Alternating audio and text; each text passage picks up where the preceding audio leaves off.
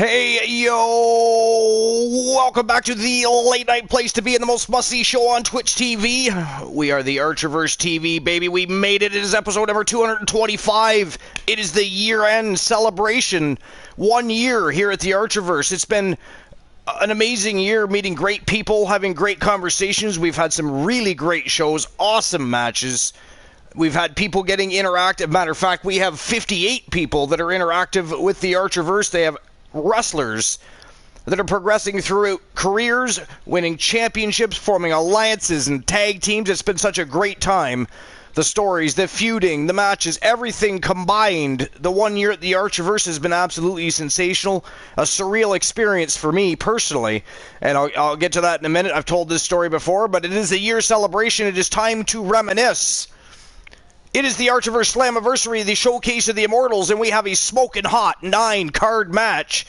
Championship matches all night long from all three shows. WCW Monday Nitro, which, by the way, it is the final time we will see WCW Monday Nitro, as they have moved to Thursday evenings at 11 p.m. Eastern Standard Time. We have now given birth to Thursday Night Thunder, which begins this Thursday night at 11 p.m. Eastern Standard Time, where Vinny K will most certainly look to be dressed to impress on the eve of the birth of his new baby. But tonight is about 1 year at the Archerverse. It is about a celebration of the Army. It is about a celebration of the Archerverse itself, a celebration of the characters, just a celebration of such a great time that we've had entertainment-wise. I mean, it's been a great... Yo, Soul Embers! How you doing, my friend? NASCAR fan, how you doing? Welcome in. Welcome to episode number 225. It is the big show. It is the grandest stage of them all. It is the showcase of the Immortals, the Archerverse Slammiversary. Glad you could make it. What's going on this evening? Soul, it's the Archerverse Slammiversary. Are you joining the broadcast tonight? Because you have been invited.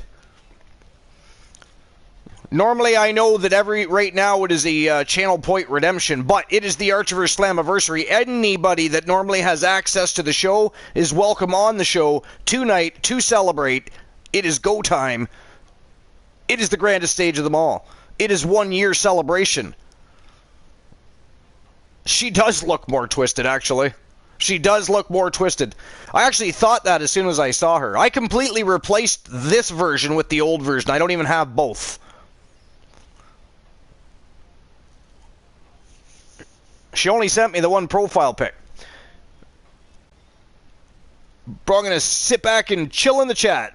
All right, what matches do we have? We have all kinds of great matches tonight, NASCAR fan. 9 of them. Championship matches from WCW Monday Nitro, the Archerverse Wrestle Wars, and the Archerverse Warzone. It is going to be a smoking hot card tonight. But it's also time to do some reminiscing. It's been a year here at the Archerverse. Yo, Kraken Skulls.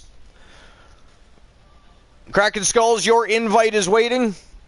Whenever you want to take advantage of that. Anybody that normally has access to the broadcast, you do not have to redeem any points to join the show this evening. You simply join, have a good time, reminisce. We are going to celebrate 1 year of the Archerverse and have a great time. I have a smoking hot 9-match card. They are all championship matches, and we're going to have a good time tonight. It is party time. Yo, DC, you're here already. We didn't even have to go wake you up. Bromer's not even here yet. You were worrying about Bromer waking you up, and you're here before Bromer is.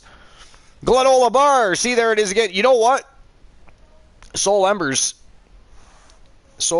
I got to show you something. Give me a second. I do want to show you something. Give me a moment. I'm catching up to the times. I forgot to turn on my dashboard, which means I don't have the chat open. Just give me a moment.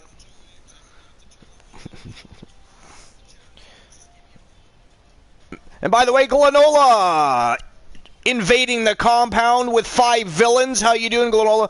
You had a great stream tonight, Glenola. I had a good time. I like that game a lot. It's very relaxing to watch. It's entertaining. I personally like Westerns and the country. I'm a country bumpkin. I was born and raised in the country, so I dig all that stuff.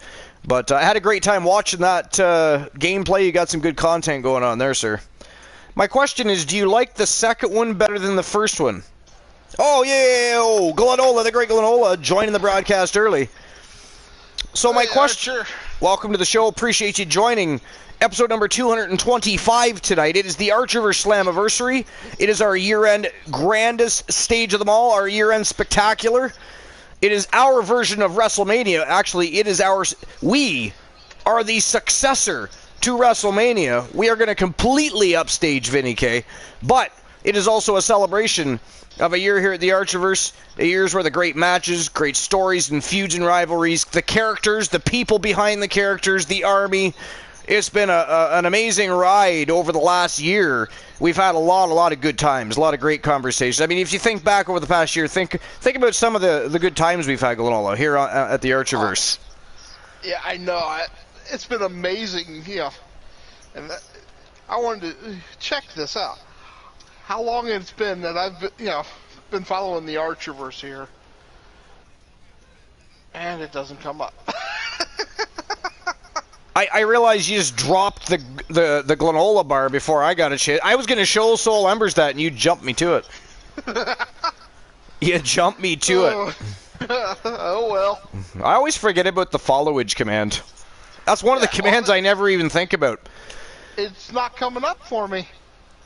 And you know what's cool is when you think about the evolution process of the Archerverse from 1.0 to now 2.0, which became the biggest resurrection since Jesus. We are now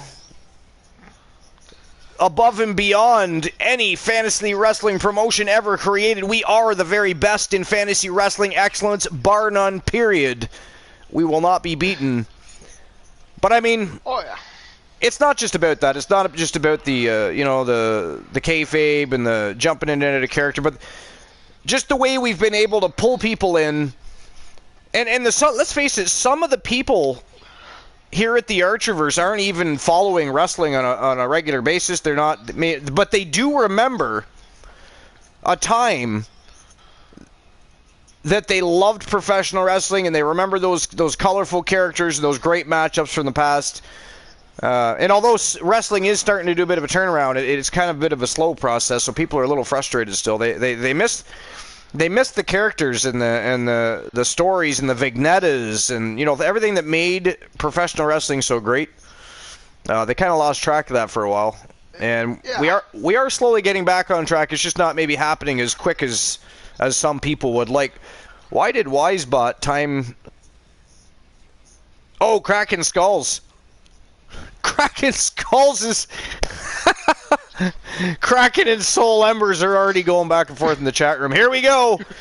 It isn't just the Archerverse Slammiversary on screen. We're going to have battle royals in the chat room all night long. Wait till Christian Cool gets here. Good Lord. We all know he attacks everybody every night. So, but yeah, I mean, the evolution of the Archerverse has been such a cool thing for even myself to watch go down, because I mean, I'll tell you, it was devastating when we lost 1.0. Because here's the thing.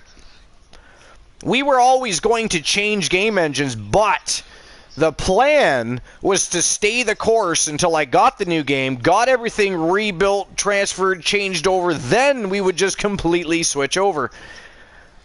That didn't happen because 2K18... It's funny because I played that game for quite a while, did not realize there was a whole long list of serious problems with that game. Like, it actually had or just as many problems as 2K20, just they were in less obnoxious ways, I guess, so people really didn't talk about it as much.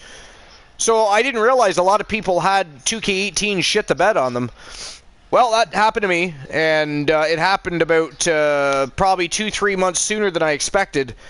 So the rebuilding of and oh boy, did I ever go to work. Because, I mean, I know I promised everybody I'd take my time and I would rebuild slowly and get everything going, But I felt that I needed to get it rebuilt as quick as possible to get the show back on the go and continue to entertain everybody. Because, I mean, you don't want to become stale. You don't want to become stagnant in the sense that you've just been wading around in the water and you're just kind of floating on the top. You know what I mean? You want to make sure you're still doing the breaststroke type of thing. You want to keep that motion going. Nobody likes a floater. 1.0 was horrible. Well, we definitely broke 1.0. We pushed it to its limits, and it shit the bed. It really did. It was, but it was. You know what though? As funny as it is now, I don't know if anybody remembers the night I broke it to everybody, and but I was devastated. I was not ready for something like that to happen, and so that's why it made you. But it drove me to improve. It drove me, because not only did I recreate everything, I recreated it bigger, badder, and better. And man, oh man.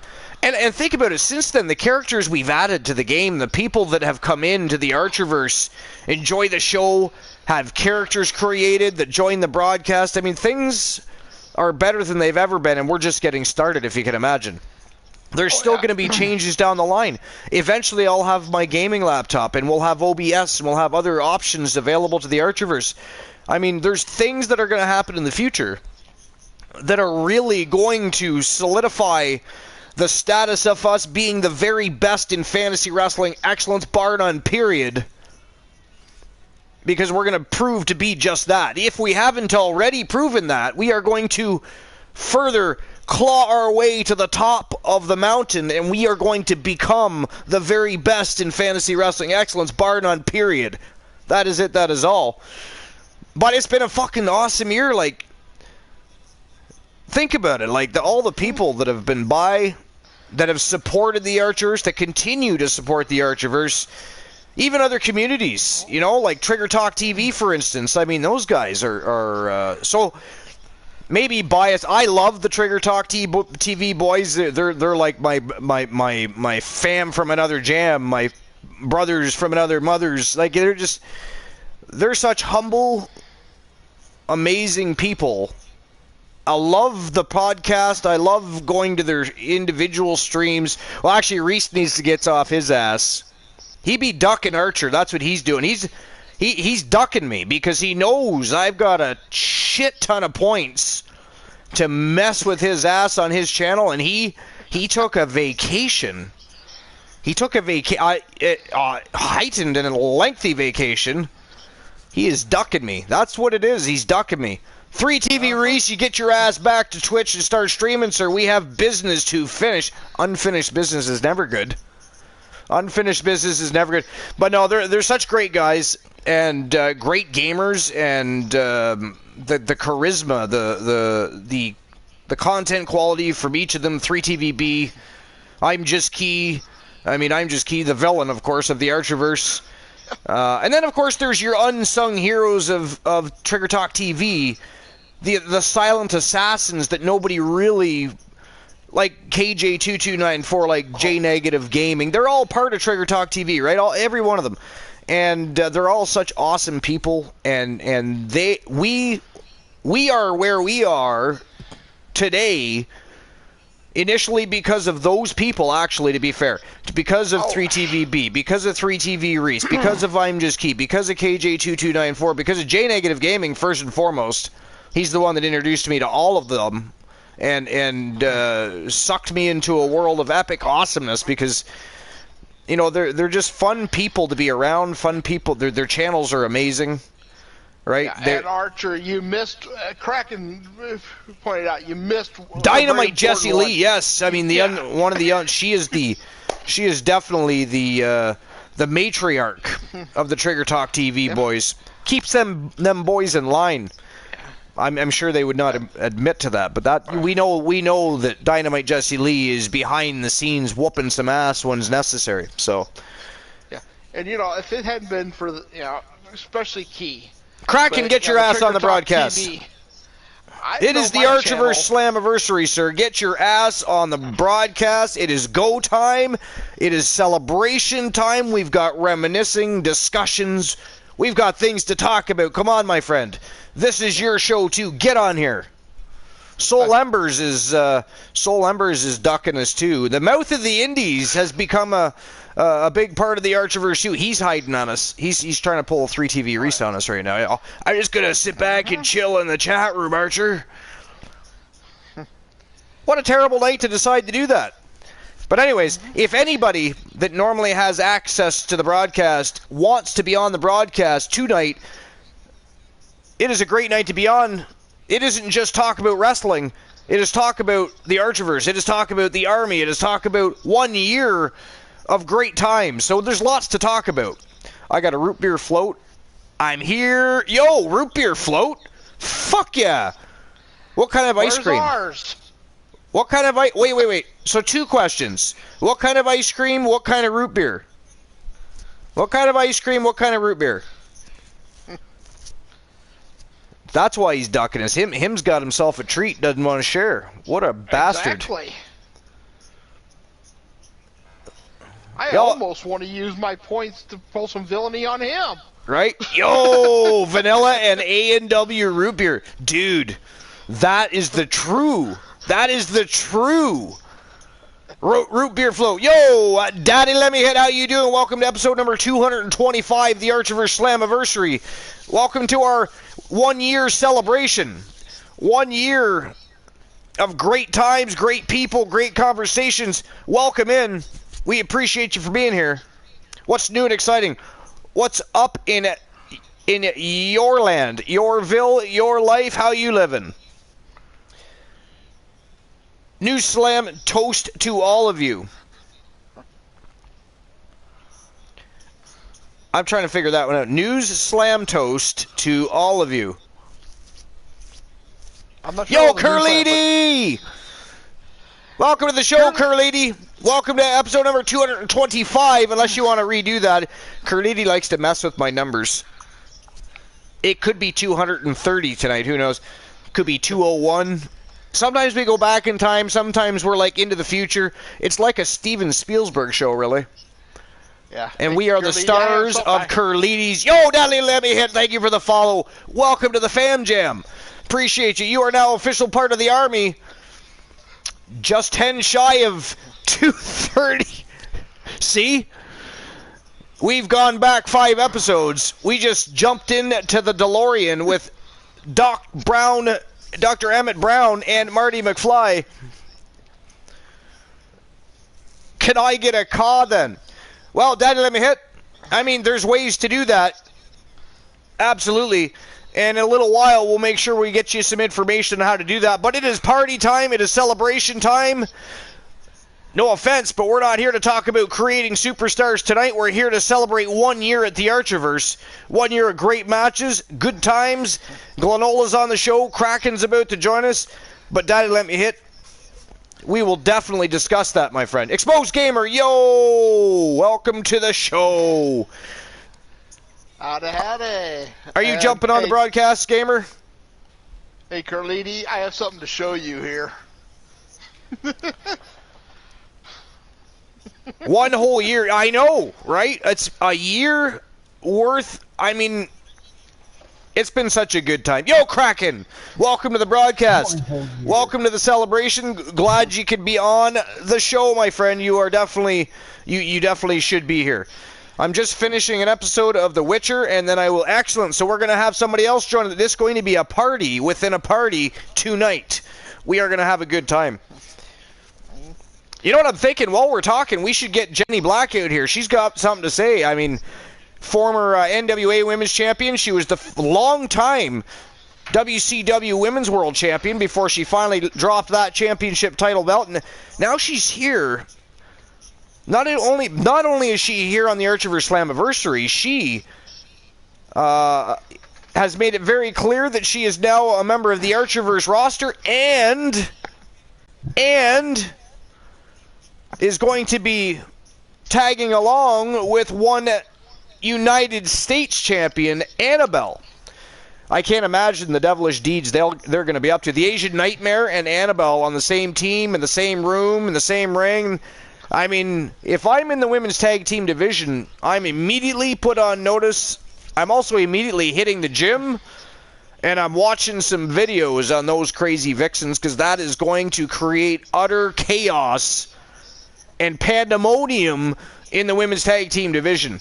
Good Lord.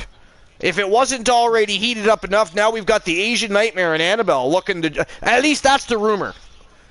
And you can see Soul Embers just sitting back, not even confirming or denying any of that.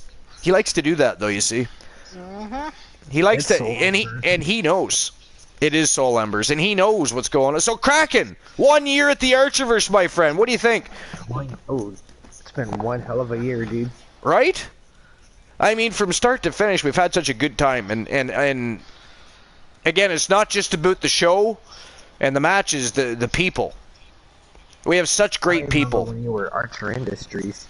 Archer Industries, yeah. You know what's funny? I posted it on Discord today, so you know anyway, probably. But I finally, only because they gave me a huge discount, I'm assuming it had something to do with the holidays, but I finally changed my PlayStation ID, so I am now the Archerverse on PlayStation as well. I'm no longer Archer Industries. The evolutionary process is complete. Oh yeah, I seen that. Yes. So that's exciting. Well, they wanted me to pay close to $13 to change it. I'm like, what the hell would I pay $13 for? Like, I can see if I was changing my name all of the time or what have you, but I mean, that's ridiculous. I mean, I've been a member of PlayStation Network for how long? I mean, you want to charge me $13, go fuck yourself. But $4.99, I was like, okay, fine. Okay, fine. I can accept that. I mean, I can't really accept that. I shouldn't have. I mean, why would they charge me to change my ID once in 4 years? You know what I mean? I have no idea. Because I was Archer Industries a long time before Twitch. Just I happened to change it for storyline purposes, and we became the Archiverse, right?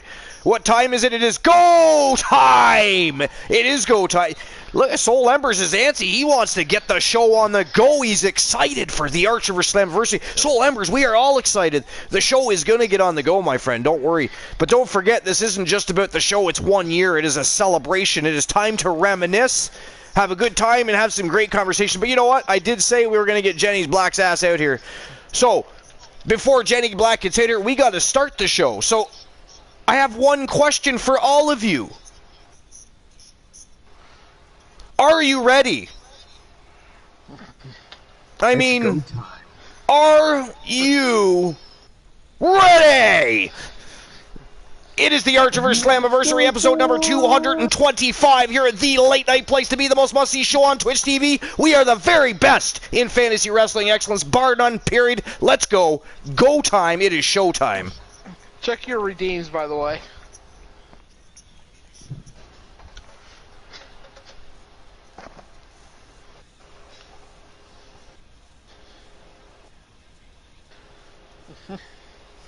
Yo, Wrestling God! Thank you for stopping by. Welcome to episode 225. The Archiverse Slammiversary, my friend. Thanks for showing up to the 1 year celebration.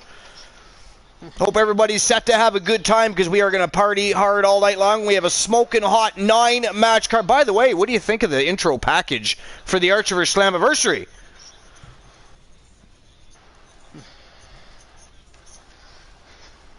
Well, I guess that can be addressed to everybody, not just Wrestling God. I will be right back, by the way. Redeem 5 minutes of show silence for Glenola. Is that what I'm looking for? 5 minutes of show silence for Archer. It's the beginning of the show. And on Glenola. And on Glenola. Well, I'm going to ignore my 5 minutes of show silence.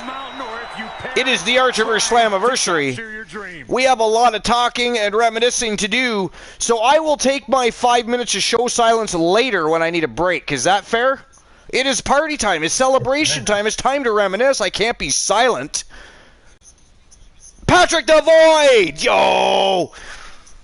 How you doing, my friend? Thanks for stopping by. Wrestling God, glad you're here. You guys are all part of the Fam Jam. It is a 1 year celebration. You have to be here. You guys are part of the reason we are where we are, and we're going to go where no fantasy wrestling promotion has gone before, baby. What's up? The Archiverse Slammiversary is up. It is time.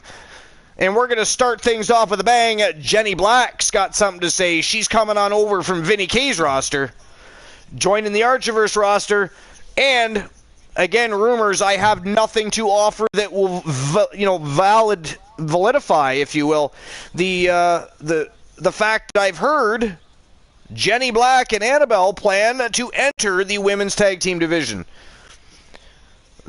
The Archerverse Women's United States Champion and Jenny Black have been tag team partners before in SEW and DPW and other promotions in the indies as well. They plan on laying waste to the tag team division here at the Archerverse.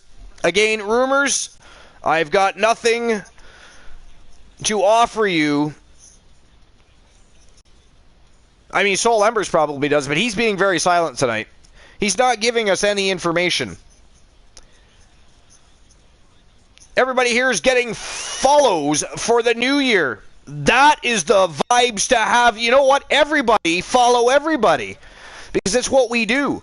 We support each other. It's not just about supporting the Archerverse. We got to support all of you too. You guys are the Archerverse. Therefore, if you're supporting the Archerverse, you may as well support the army behind the Archerverse. You guys are the foundation on which the Archerverse was built. You are the solid walls. And without further ado, let the Archerverse Slammiversary begin. Jenny Black, ready to come out to the squared circle. Let's go. Soul Ember says, I'll let Jenny explain what she's doing. And Kraken Skulls, did you see the giant Kraken Skulls logo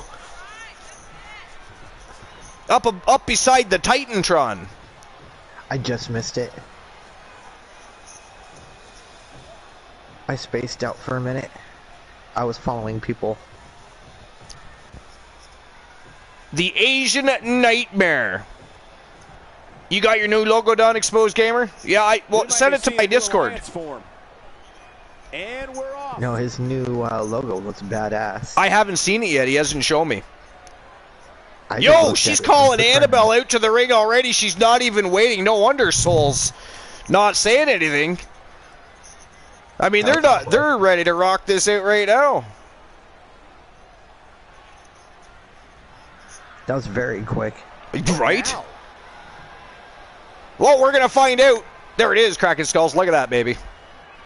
Look at that, the giant Kraken Skulls logo. We got the doghouse on the right-hand side. We got Kraken Skulls on the left. And, of course, we have the Turret Man, Christian Cool in the Archerverse.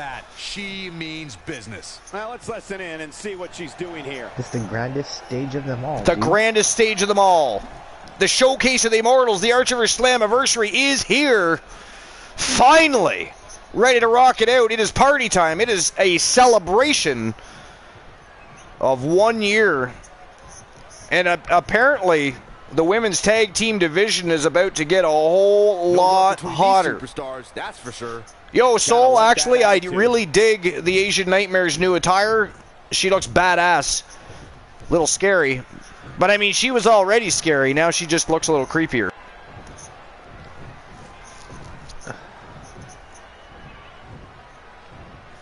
Why does Annabelle think that Jenny's trying to set a trap? Did I miss something from SEW and DPW? Please explain.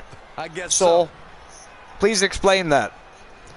He won't. Why would we probably not. He's going to leave us hanging. Why would Annabelle think that Jenny was setting a trap? I'm confused. They are family. That is not an answer, sir. He's being vague. Well, the table is set. How rude. Could be a formidable team in the making. Soul Embers is going to play hard to get all night. He's like that little boy that won't ask out the girl that's sitting across the room staring at him all night with those big blue eyes. All right. Family do like to fight. That's where you're going with this? That's what you're giving us? This superstar loves. Somebody throw a water balloon at Soul Embers. Bad blood is a boiling. By the way, just for Curlidi's sake, once I do get OBS, that's one of the first things I'm implementing. An homage to Curlidi. Only because we love Curlidi. One of the most popular superstars in the WWE. Maybe I should create ice balloons because she always pulls out a parasol. What are you going to implement? I'm going to implement water balloons, Carlady. Just for you. Maybe even some ice balloons, because you're always carrying around a parasol, which is quite annoying when I'm trying to soak you, you know? Now we know what we have in store. The ante has officially been raised here. I love it. Let's get it going. Well, here we go. It is official. Jenny Black and Annabelle. Although, again, Annabelle doesn't seem to trust Jenny. And I'm very, very confused about that. I mean, Soul Embers is playing the family card here. He's being vague. He's not giving us any info. He's being a dirty little monster.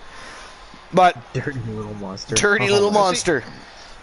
I see Archer, tell a joke. Taking a breath. You want me to tell a joke? My face. What's that? You said tell a joke, and I said my face. Your face? Gee.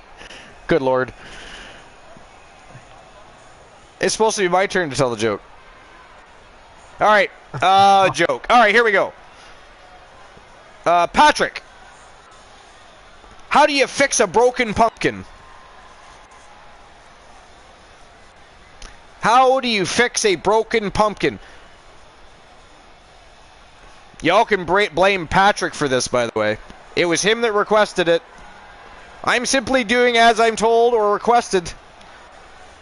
At the moment, I am simply a circus monkey. And I want that banana. The bell has to ring, and to do so, I have to do what I'm told. You jack it up, Soul Ember says. That's funny, Soul Embers, but not where I was going with that. You fix a broken pumpkin with a pumpkin patch, baby. That's so awful, even I didn't like it. Anyway, Alright, so Annabelle and Jenny Black forming a tag team. Again, that should immediately put everybody in the women's tag team division on notice. They are two of the craziest vixens on the planet, and they are joining forces. That's a little scary if I'm in the women's tag team division. Alright, the Archiverse, the 5 minutes was awful short. No, Glenola. Because it's the Archiverse Slammiversary, I am going to do the 5 minutes of show silence, but I'm going to wait until I need to take a break. I mean, it's really... Snorhawk, yo, invading the compound with 5 villains. We got P-Bibby. P-Bibby, thanks for showing up to the show. Welcome to episode number 225. This is our year celebration. The Archiverse Slammiversary. 9 smoking hot matches. 9 of them are championship matches, and we're here to have a good time, reminisce about times of old and the modern times, in between times, future times. We're here to talk about it all. Welcome in. Glad you're here. I hope you enjoy the show, because we're here to have a great time. And check that out, Cracking Skulls. We're starting things off with WCW Monday Nitro. And by the way, again, I'm just going to remind everybody, this is the final time you'll see the WCW Monday Night roster, because WCW Monday Nitro has moved to Thursday nights, and Vinny K has now given birth to Thursday Night Thunder, and that show begins this Thursday night, 11 p.m. Eastern Standard Time. But that is then, this is now. We're starting off with WCW Monday Nitro roster. It is the Wolfman Alan Severn from Team Glenola getting his rematch, finally, against Johnny Wrestling, Johnny Gargano. And this has, of course, been a match that's been in the works for the last week and a half. Hell, even Team Glenola brought it up on the last show. Hey, when does Severn get his rematch? Everybody's getting a little impatient. You had to wait. It was either put him on WCW Monday Nitro and give him that rematch, or put him on the grandest stage of them all, and the Wolfman has earned the Showcase of the Immortals. He is here, the Archiverse Slammiversary, to face Johnny Gargano, WCW Pure Wrestling Championship on the line. It is go time. Let's go. Let's go. Vinny K's pet wolf. Soul Embers is full of jokes tonight. I can't wait till Christian Cool gets here. I mean, if he's that feisty when Cool shows up, we're in for a battle royal in the chat room. It is for the WCW Pure Wrestling What does everybody think of the Archiverse Slammiversary Arena? What did better yet, what did everybody think of the opening video package? I'll have to go and rewatch the VOD. My freaking Oh, you missed the opening video package? I'm waiting for somebody to say, hey, I watched it on YouTube. Boy, do I have something to tell you if you say that. Because the arena, the video package, and everything else in between has all been changed since then, because you know how I am.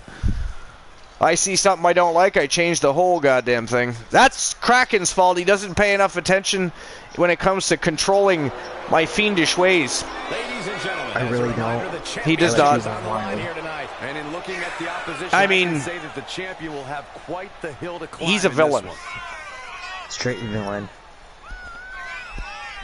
Speaking of villain, the last outlaw, and for him, he's looking from Team Glenola, the Wolfman, right, Michael. A win here tonight, or if you ask Soul Embers, he is Vinny K's pet wolf. His whole life as well. Once Yep. you get gold around your waist, that's when the Alan Severn, and he's been on one hell of a tear, I'll tell you, since, and it's like something switched in his head since Archiverse 1.0 ended, and the biggest resurrection since Jesus, the Archiverse 2.0, came into existence. The Alan Severn has been just laying waste. I mean, yes, he did lose his title, but he didn't get beaten for that title. He just lost the title. And now here, tonight, we come full circle. He is on the grandest stage of them all, getting his rematch for one of the most prestigious prizes in the business, the WCW World Pure Wrestling Championship. What an ovation! When's the Star of the Void going to appear in the place to be at, both YouTube and Twitch TV? Yeah, we should work on that, should we not? What's it about Johnny Gargano? So here's the thing, Patrick. Here's the good news. Here's the good news. After tomorrow, and actually I have no show tomorrow, so it might get started tomorrow. I'm off for 3 days. Now I have shows all of those 3 days, because the new nights at the Archiverse are Tuesday night, Wednesday night, Thursday night, and Friday night. There are no longer shows Saturdays, Sundays, or Mondays, except for one Sunday a month, and that is our pay-per-view shows.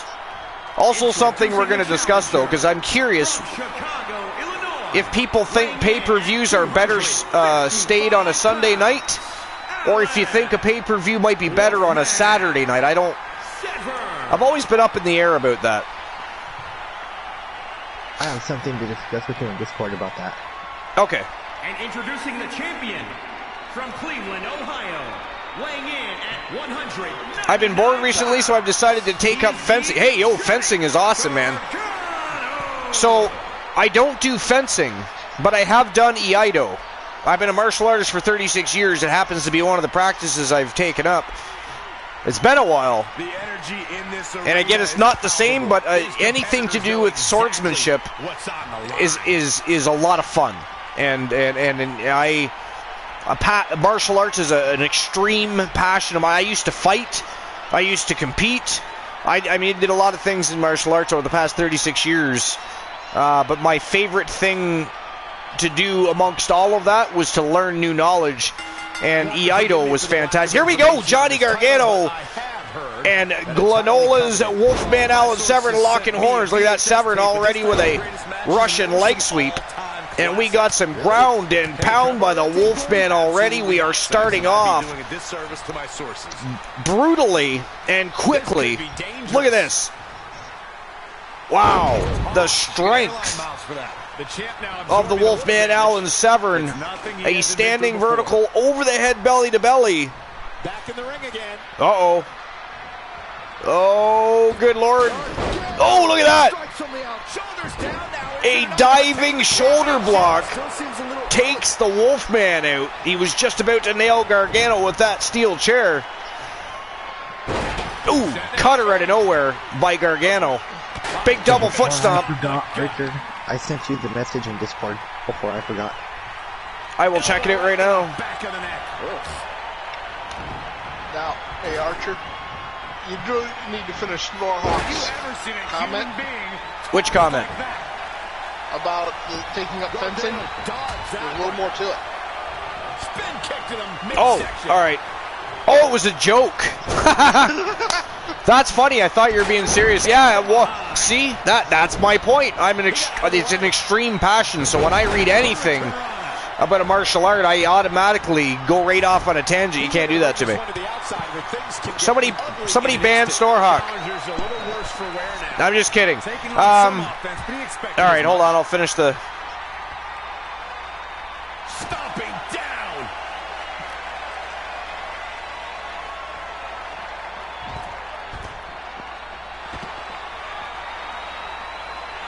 Of course, I wasn't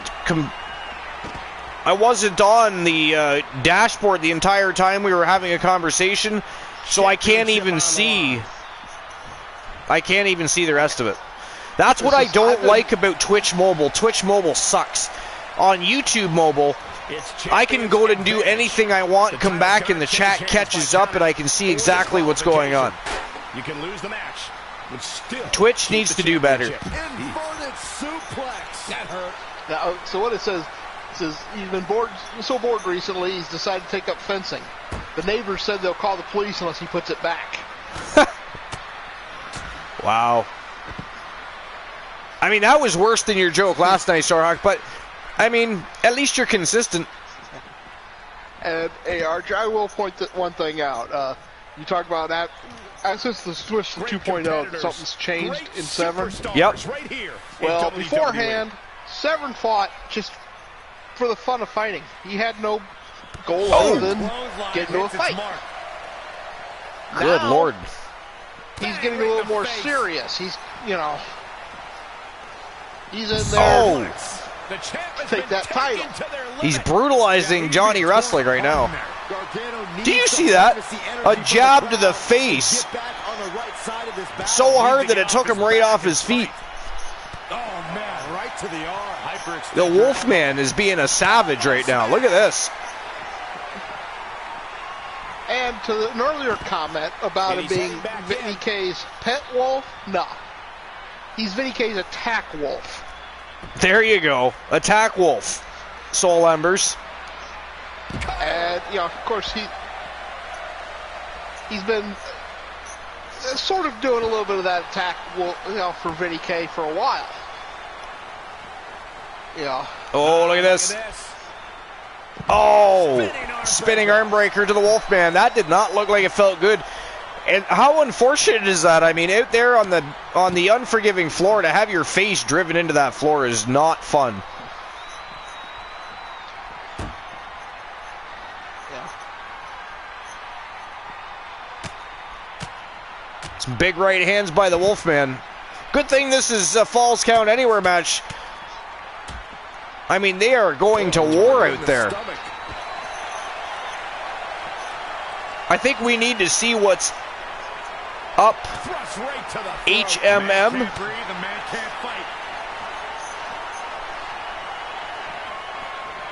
I think we need to see what's up.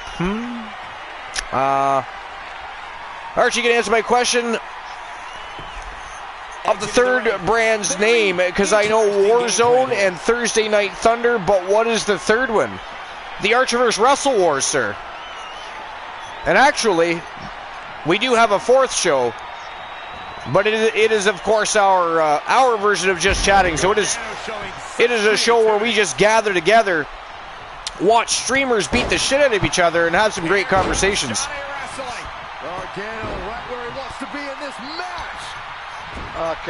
Okay, Kraken. Kraken's getting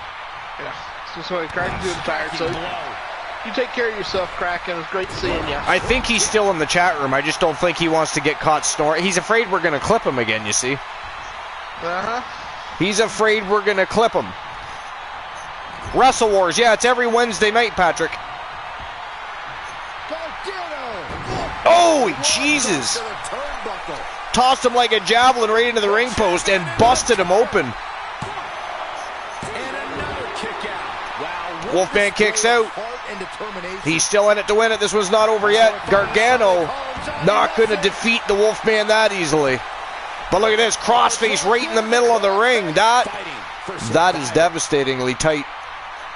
Wolfman's still hanging on, though. He is fighting it off. No, he tapped out. He tapped out. So the winner of the match, ladies and gentlemen, and still the WCW World Pure Wrestling Champion. He is Johnny Wrestling, Johnny Gargano. Wow.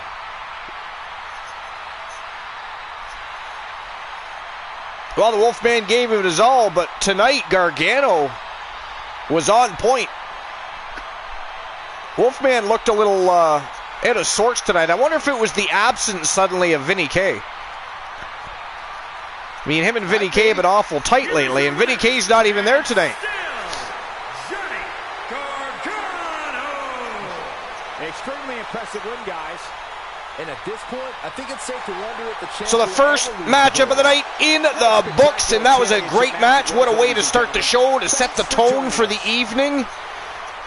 Man, oh man, this is going to be a great night of action. We've already got a bunch of great people. We've already had some good conversations. We're going to have some great ones. It's going to be a night of reminiscing and celebrating. Asshole Ember says it happened to Jack Stone, too, is what he's talking about. Jack came out there one match without Bobby the Brain, and it was like he was lost, dazed, and confused. Bobby has to be either with him at ringside or in his earpiece. If Bobby is not in the building, Jack Stone has a bad night.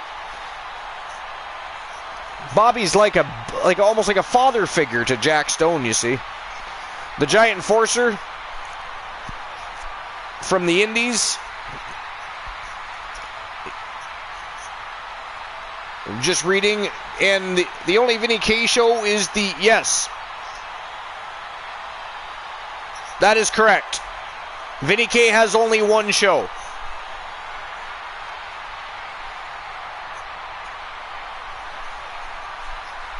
Which is why they compete together on brands and pay-per-views. They do compete for bragging rights and supremacy. But because the Archiverse has two shows and Vinny K only has one, we don't have that same same competitive nature, because obviously we have two rosters to their one. But they still put on some great, fantastic shows, so they still look to upstage the Archiverse.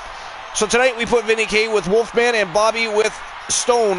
Let's see that dark match. Well, we can see that dark match, but we actually have a dark match. It is a surprise.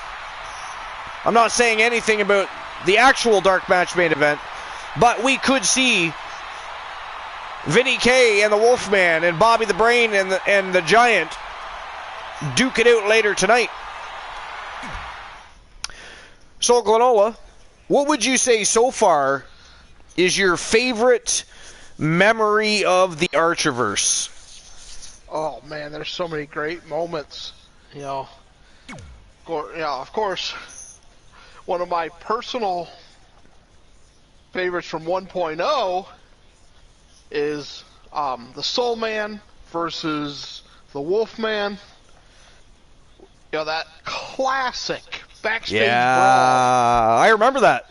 I mean, how could you not? I'll let you tell the story. I'll be quiet. I'll be quiet for once. You tell the story. The Wolfman being thrown off the top of a semi-trailer 4 times, and just keeps getting back up. He may have lost a match, but it was a war. That was a long match, man. So Jay Simmons actually had to walk away from the match, or the Wolfman was going to keep getting up and up and up and up and up. Simmons walked away, left the room, and then finally the Wolfman just lied down and stayed dead. But, oh my God, what a match that was. Yeah. Exposed Gamer says, I'm going to go back to the Archer Industries days. Still my favorite all time is Archer getting hammered and blowing up his own warehouse back in the day. So he's talking about the inception of Elijah Archer, which was back in the GOW Gods of Wrestling era. that was a federation I ran in over on an eFed fantasy wrestling site where I was able to build and create my own federation and run it for 5 years. I wrote my own shows. It was basically everything you see now except for you wrote it and read it. Now it is brought to life and right on the screen in front of our faces, which is surreal still, by the way, because again, it was over 10 years ago we did that. We also did podcasts, and actually you can find those podcasts. They are old podcasts on my YouTube channel. But anyways, Dave Demented and I, Dave Demented Gaming, he is now just Dave Demented, I believe. He and I were doing those podcasts. That was before podcasts were even really a thing, and we had a really great time. We were talking about sports, we were talking about wrestling, we were talking about combat sports. There was a whole lot going on. It was a good time. And it was mostly surrounding the fantasy wrestling federations that we competed in. And people would get on the podcast, and they would, some of them would be in character, some of them would be out of character. So it was just a lot of fun. And again, it was before podcasts were even really a thing. So we were kind of really innovators and didn't even really know it. We were just trying something new and fun and exciting.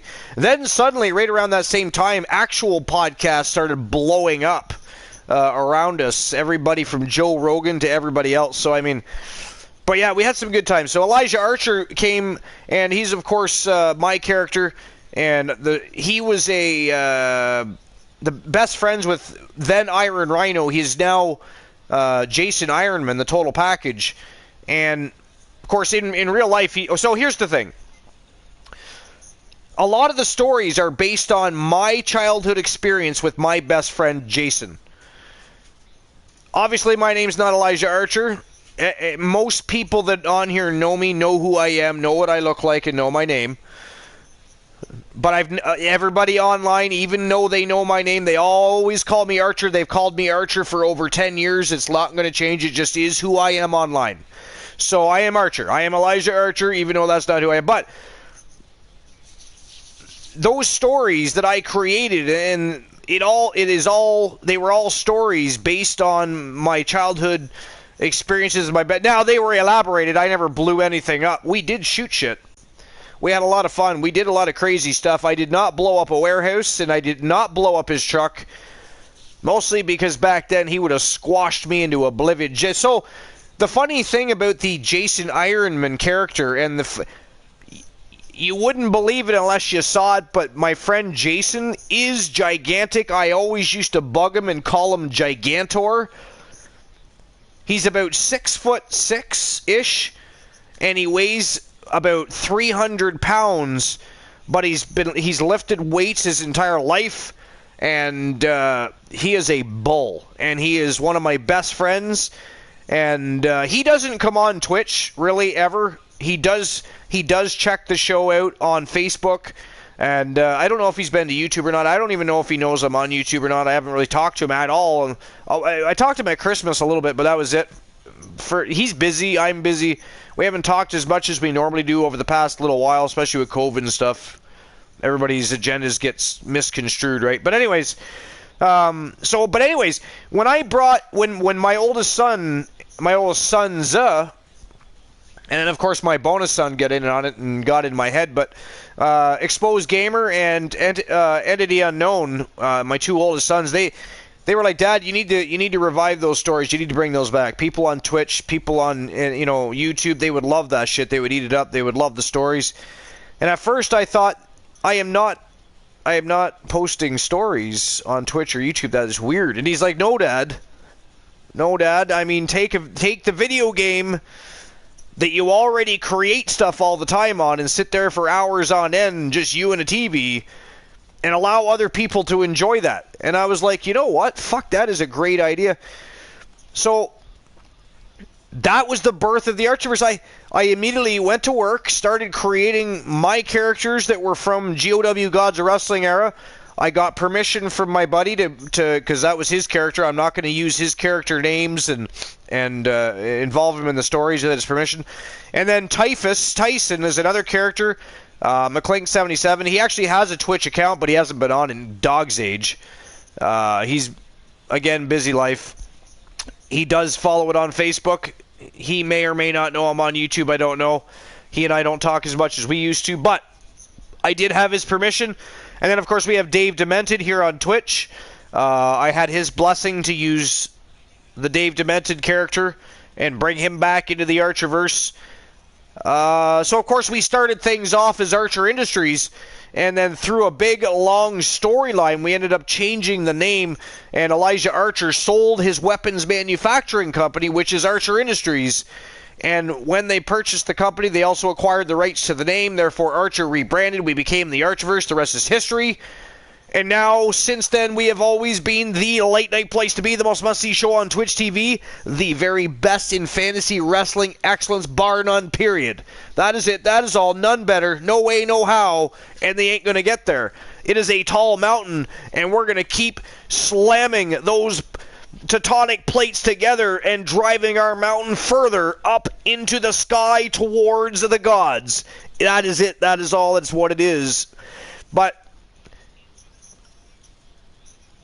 didn't Archer at one point steal Iron Rhino's Hummer and fill it with cement? No, you're confusing the time that Archer actually asked Ironman, or Iron Rhino at the time. So it was actually Steve Austin that filled Vince McMahon's Corvette Stingray with cement. That was actually a real thing. So what happened with Elijah Archer's, Archer was already drinking and he was target shooting in his backyard. Iron Rhino showed up. And he, of course, just bought himself a brand new truck. And he immediately knows that Archer's up to no good. He takes his time, walks over, and Archer finally notices him, swings around, just about takes his head off with the barrel of the gun. And of course, Iron Rhino always getting pissed off. Those guys were always feuding back and forth, and Rhino threatening to beat the shit out of Archer. I mean, it was a crazy brotherhood, but he asked Rhino if he could actually blow up his truck. Iron Rhino at the time thought he was joking, said, whatever, man, go ahead, shoot it. Archer took off to the shed, come back about 5 minutes later while Iron Rhino was on the phone with Dave Demented. Here comes Archer back with a rocket launcher, and before Rhino could say, yo, don't do it, up came the barrel, and boom! The truck was history. Archer blew it up. And, I mean, we had a lot of fun stories. I don't know, Exposed Gamer, do you remember, I did it for 5 years straight, where I did those special holiday edition shows. They were called The Holidays with the Showstoppers. They were some of my favorite stories to write. But anyways, enough about the past. For now, at least, we've got lots of time to reminisce. It is time for the second match of the night.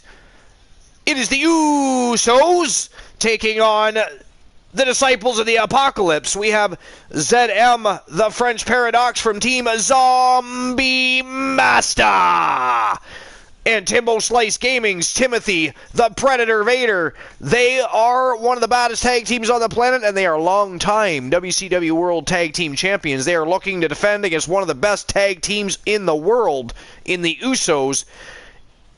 It is go time for the second match of the night, folks. Let's go. WCW World Tag Team Championships on the line. The Christmas parties with Archer. Yeah, those ones.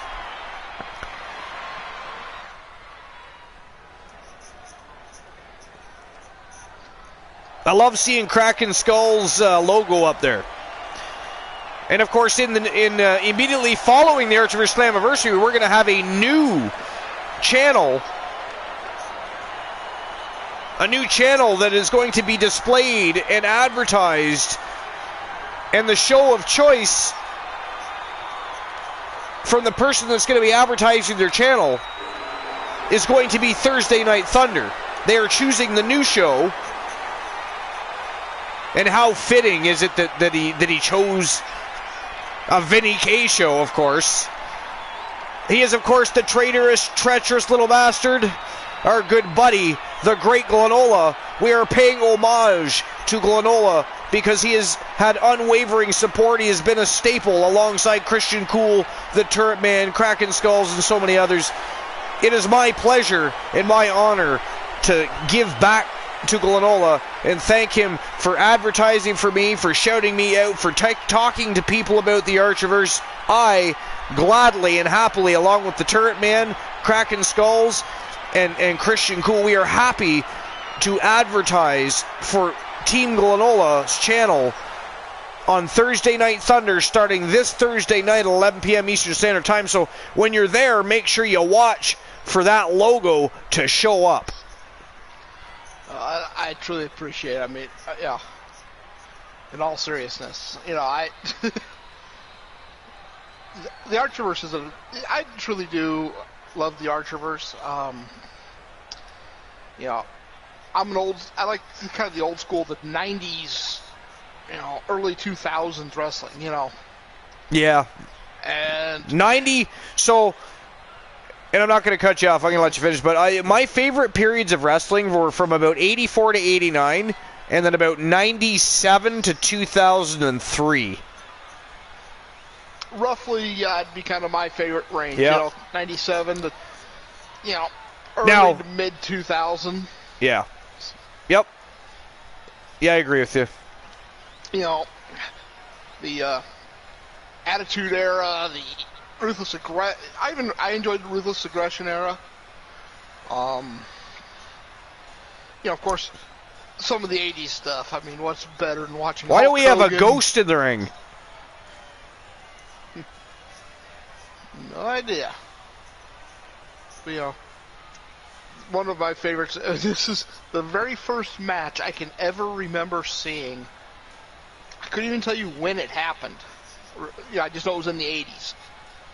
Hulk Hogan versus Andre the Giant in a cage. Hogan slams Andre and $100, or no, at some point Hogan knocked Andre into the ref and $100 bill floated out of the ref's pocket. Yep.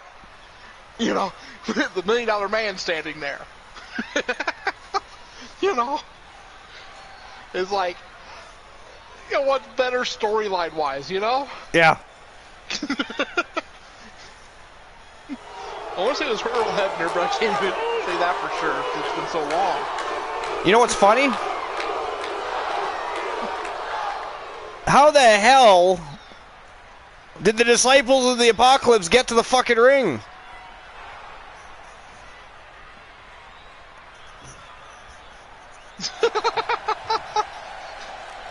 What did you do, Archer? As a former tag champ myself, I heard the music. These titles We saw the smoke. Top duos. But all I saw were ropes moving. What is going on? Like, what? I mean, is this a sign of things to come? Because Ann Woods and there's a bunch of people on the roster tonight at the show that could cause some serious damage. That is creepy as hell. Soul Ember says they were under the ring. So vital in a tag match. No one knows that better So than now, the champions. I look for them to come out of the to the gate rest strong. of the chaotic crew, we've added ZM, the French Paradox, and the Predator Timothy Vader to those that apparently dwell under the ring. And now we have proof. Because how the hell else did they get in there? Nice neck breaker. What the hell is happening? And Big ooh, kick right to the gut. big kick to the midsection, but an evasion by ZM and a short arm clothesline takes Jimmy Uso right off his feet.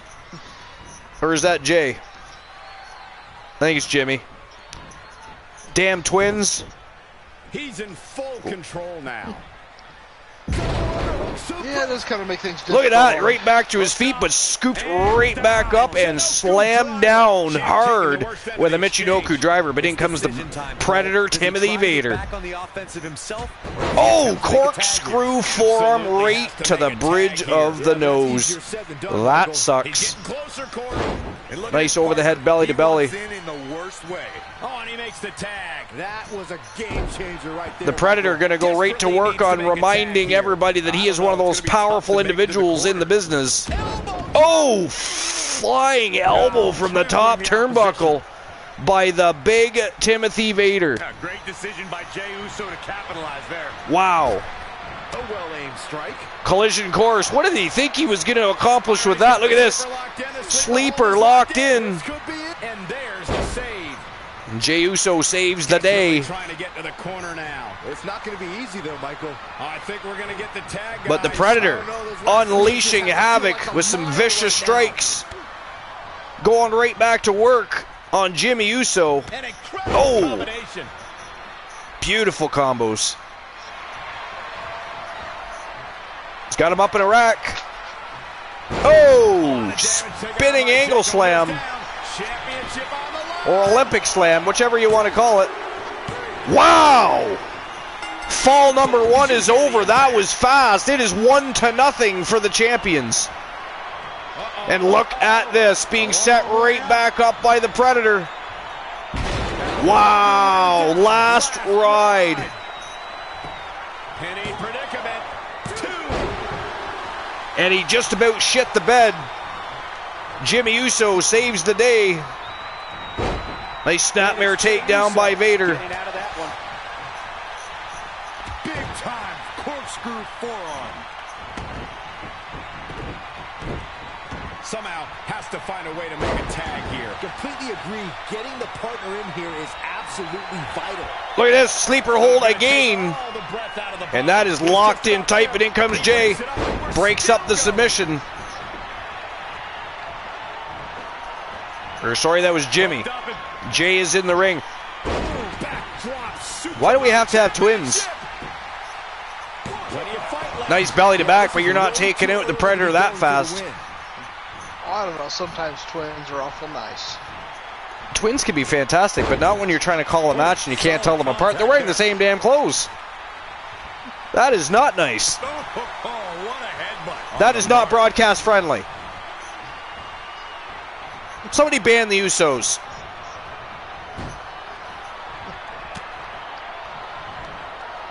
Ooh.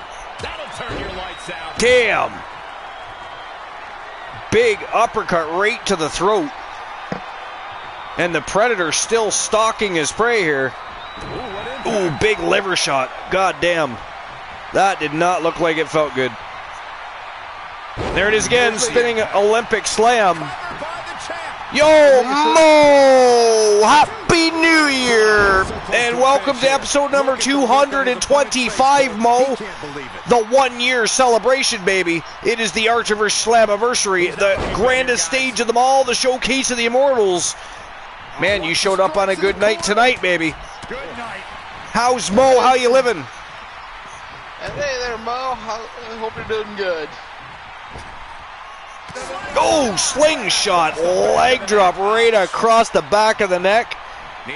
The Predator being nothing but pure vicious tonight. The ruthless aggression coming out of the Disciples of the Apocalypse tonight. They are absolutely dominating the Usos here.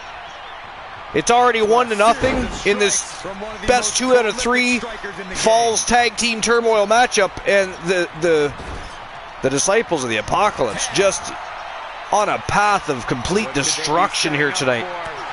Oh, look at this little tag team action. Oh, here we go, the Tower of Doom. Yo! Woo! God damn. Oh, he just got there in time. That was just about it. It would have been 2 falls to none for the champs and a cruise through the town. Side slam. 1-year celebration hype, you bet, baby. It's been a long road. It's been a fun ride and a great journey. It is a celebration tonight.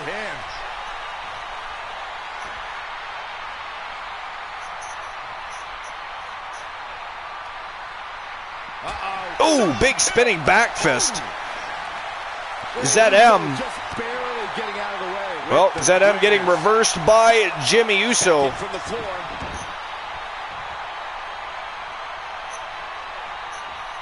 And off the tag is Jimmy Uso. In comes Jey. Yo, spike DDT by ZM. Oh, stomping away. Wow. What a clothesline. Yo, Exposed Gamer, how's that episode of The Witcher going? Oh, no. Ooh! Sister Abigail by the Predator. And he continues his dominance of both the Usos.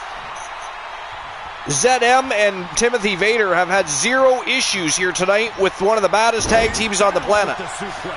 The challenger's looking shaky. Absolutely unsettling if you're in the tag team division watching this. Really isn't necessary considering he has a Oh, shades of B. Henry right there. That was the downtown by uptown. A lot of people here tonight hoping for the exact same thing. Everybody seems to be a fan of that move these days. Paying homage to one of the best on the planet, B. Henry from Team 3TVB. The leader of Tons of Funky is one of the three from the place to be, Trigger Talk TV. Samoan drop. The champion into the cover. He's got to do more damage. Wow, 2 count only. Very nice.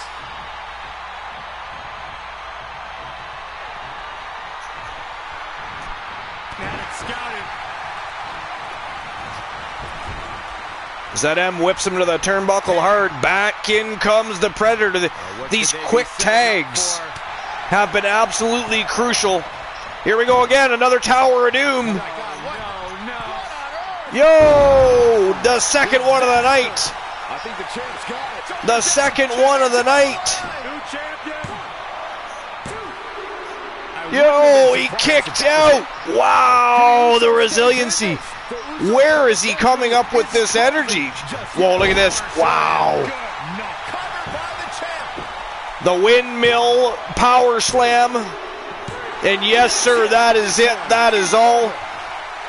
They laid waste to one of the best tag teams on the planet, the winners of the match, and still the WCW World Tag Team Champions from Team Zombie Master and Team Timbo Slice Gaming. They are ZM, the French Paradox, and Timothy, the Predator Vader. They are the disciples of the Apocalypse, and they are the reigning, defending, undisputed tag team champions. Was there any That doubt? was epic, Patrick. It was an epic destruction. I mean, they have become as dominant as Demolition. Let's say that. Because Demolition has been absolutely dominant. Sending a message to the entire locker room with that win. They have become as dominant as Demolition. That make the champion such a feared competitor. And that's exactly the type of action we've Was come there to any expect. doubt on when how the it tag was gonna titles end are up? on the Not line. really. So here's the thing, though. The Usos literally are one of the best tag teams on the planet. So that could have gone either way. Tonight, however, the Usos looked way off their game. Way off their game. I'll say that. In my opinion. Yo, Exposed Gamer, joining the broadcast. Welcome to 225, the Archiverse Slammiversary, baby. What's new and exciting? What's going on? What's going down?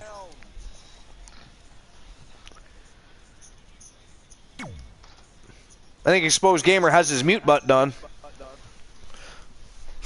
All right, so we got, speaking of twins, one of the other twins of the Archiverse from Team TV Crips. He is the Falcon Robert Rage, part of one of the best tag teams in the world, and he's also one of the best singles competitors in the world. The only Lucha Libre of the Archiverse are Ryan and Robert Rage, the twins. And Robert Rage has himself a date with Destiny later tonight. So what he has to say right now, I have no idea. We are most certainly going to find out. He's going to be out here in just a few moments to grace us with his presence. Glenola, the Exposed Gamer, what do you think the Falcons up to tonight? I mean, we know he's got a title match later, right? He's going up against one of the other members of the three from the place to be, Trigger Talk TV, from Team 3TV Reese the Voice Williams, putting his championship on the line against the number one contender, Robert Rage, later tonight. But what do you guys think? What do you think Rage is up to? I have no idea what's on Rage's so-called mind. I mean, do you think he's pulling? Do you think he's out here just to rev up the audience a little, or do you think he's going to do what he's? I mean, let's face it, Almost every single time the man has a match, he likes to try and get inside his opponent's head, play a little mind warfare. So does he do that here tonight? Or does he just come out and party it up because it is the one-year celebration? Perhaps he's just looking to have a good time before he goes out and does his thing in the ring. I don't know. What do you think? What do you think, Exposed Gamer? I could see some taunting happening, potentially. Yeah. Like you said, he does like to get into his opponent's head, so he maybe does. He's going to rev up the crowd and see what he can do. He does. He is a tantalizer. He is a troll, is Robert Rage. And once again, I will be right back. All right, Galala, we will be here. So, do you have a favorite moment with the Archerverse, Exposed Gamer? I know you've been watching pretty much since inception because it was mostly your idea and Entity Unknown's idea. Then, of course, everybody else got behind it. Games Galore got behind it. TV Crips got behind it. And you all kind of got into my head until the point I was like, you know what? Let's do this. Let's build the very best fantasy wrestling promotion that could ever exist. And we've done that. And we are just getting started. The gears are turning. The wheels will eventually follow. And there's so much plans for the Archerverse going forward. We will not just be the very best in fantasy wrestling excellence. We'll be the very best fantasy wrestling promotion. We'll be the very best wrestling promotion. Period, bar none. That is what the goal is. But first and foremost, our goal for the Archerverse has always been one very important thing. To entertain the masses. To give people a reason to stop by, have some conversations, say hey yo, have a good time. And, again, like I said earlier, Exposed Gamer, I've got people on the Archerverse that don't even watch wrestling. Some of them watch it, but not very often. Some of them don't watch at all anymore, and some of them never watch it. But they are here. And if that isn't enough to say, wow, that's cool, some of the people that don't watch wrestling, but yet enjoy being part of the Archerverse, also have their own wrestlers. Well, why not? It's not just about the wrestling, too. It's about building a community and it is having a good time with everybody, so you don't even have to enjoy wrestling to enjoy the conversation. Exactly. That's what I've said all along. And like I said, when it comes to the broadcast, for people that like to actually join the broadcast and become a little more interactive that way, the best night to join the broadcast is every Tuesday. Because every Tuesday... Now, normally, this is a pay-per-view show. We're doing a lot of talking tonight because it's the one-year celebration. Normally, we don't do as much talking during a pay-per-view show because we're busy doing commentary, play-by-play, and we are going to do that tonight as well. I have been doing that. But it is the one-year celebration. It is time to reminisce. So it is time to talk with those that built the Archerverse, and that is with all of you. I'm interested to know, what's your favorite moment of the Archerverse? What is your do you have a favorite match? Do you have a favorite show? Do you have a favorite moment? Let us know. Type it in the chat room. Jump on the broadcast and let me know. You decide, but let me know what you think. Patrick the Void says, yo, Archer, I'm going to go for now, but I'm excited for my Archerverse debut on one of these streams for the place to be, both YouTube and Twitch TV. Archer, see you next stream. Yes, sir. Thanks for stopping by. I appreciate you. We'll see you soon, my friend. I appreciate that a lot. Patrick the Void, also known as Patrick Starr. He just isn't able to change his name yet. Sorry, go ahead. What were you going to say? What I was going to say is it's definitely very hard to define one specific moment that could be defined as a favorite, considering where it all came from, where it started, where we are now. It would be unfair to define one specific moment as my favorite because they're all pretty great. Well, okay. But my favorite show so far definitely has to be Warzone. You like Warzone? Definitely. I love the atmosphere, the ring. Most of the matches are pretty heavy. I like the fact that we've had so much success on YouTube already. I mean, our viewer count is already going way up. Our subscriber count jumped large. I mean, I went from, because I never really pushed my YouTube channel, so I literally went from 3 subscribers and I'm at 45 in less than 2 weeks. Yeah, well, like I said, when when you originally told me you were converting to YouTube, I was super excited because not only is the YouTube community vast, but the algorithm will get you out there the more you push your videos. Well, that's the thing. And the longer we're on, the more consistent we are, and the more content we provide, the more the algorithms will push in our favor. And then eventually we'll be monetized in a bunch of other things too as well. So, I mean, that's not the main goal here. The main goal is to just have a new adventure, to have more fun, to reach a broader audience, right? YouTube happens to have a very large audience. And by the way, I just got to mention this, how fucking cool was it that we got our first YouTube troll last night, and he came from Germany. Cool. Woo! I mean, yes! I was so afraid somebody was going to ban him before I got to toy with him. I literally threatened to ban everybody if they banned him. I was like, don't fucking ban him or I will ban your ass. Let me toy with this motherfucker. So I had fun with him. And I just want to remind everybody, that asshole from last night that was talking about the United States and talking about other countries in a negative manner, he does not represent Germany. He does not represent any of the German friends we have here at the Archiverse, on Trigger Talk TV, J Negative Gaming, Picture. None of them. He does not represent any of them. Disregard everything he said last night. He's a piece of shit. Which is why I fucked with him for a good half hour before we banned him. Now, I'll give him credit where credit is due. He stuck around the entire time I trolled him and didn't leave. Doesn't even begin he took it like a champ. He took it like a champ. I was impressed with that, but we still had fun banning his ass, though. In the end, it was well-deserved. But, I mean, we have German friends that visit the show on a frequent basis, and I don't want anybody to think that that is how they behave, how they think, or how, you know, that is not. He was just a dickhead, a douchebag. We shall see. He's one of those, he's like one of those people from Twitch that create bots. He's a bothole.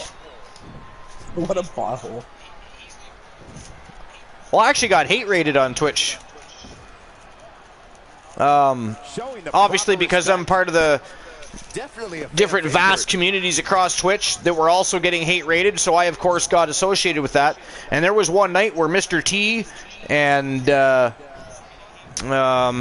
well, everybody, Kraken Skulls, Christian Cool, Bromer, Distinct Code, a whole bunch of them had to sit there and control. We had 250 bots follow the channel in less than 10 minutes. Okay. So, and they were just hate raiders. But they took care of business. I took care of business. The show was still on the go. They did not foil us. You cannot troll a den of rabid wolf trolls. Sorry about your damn luck. So Reese the Voice Williams came out to that ring pretty quick. Comes before the fall. Better watch it.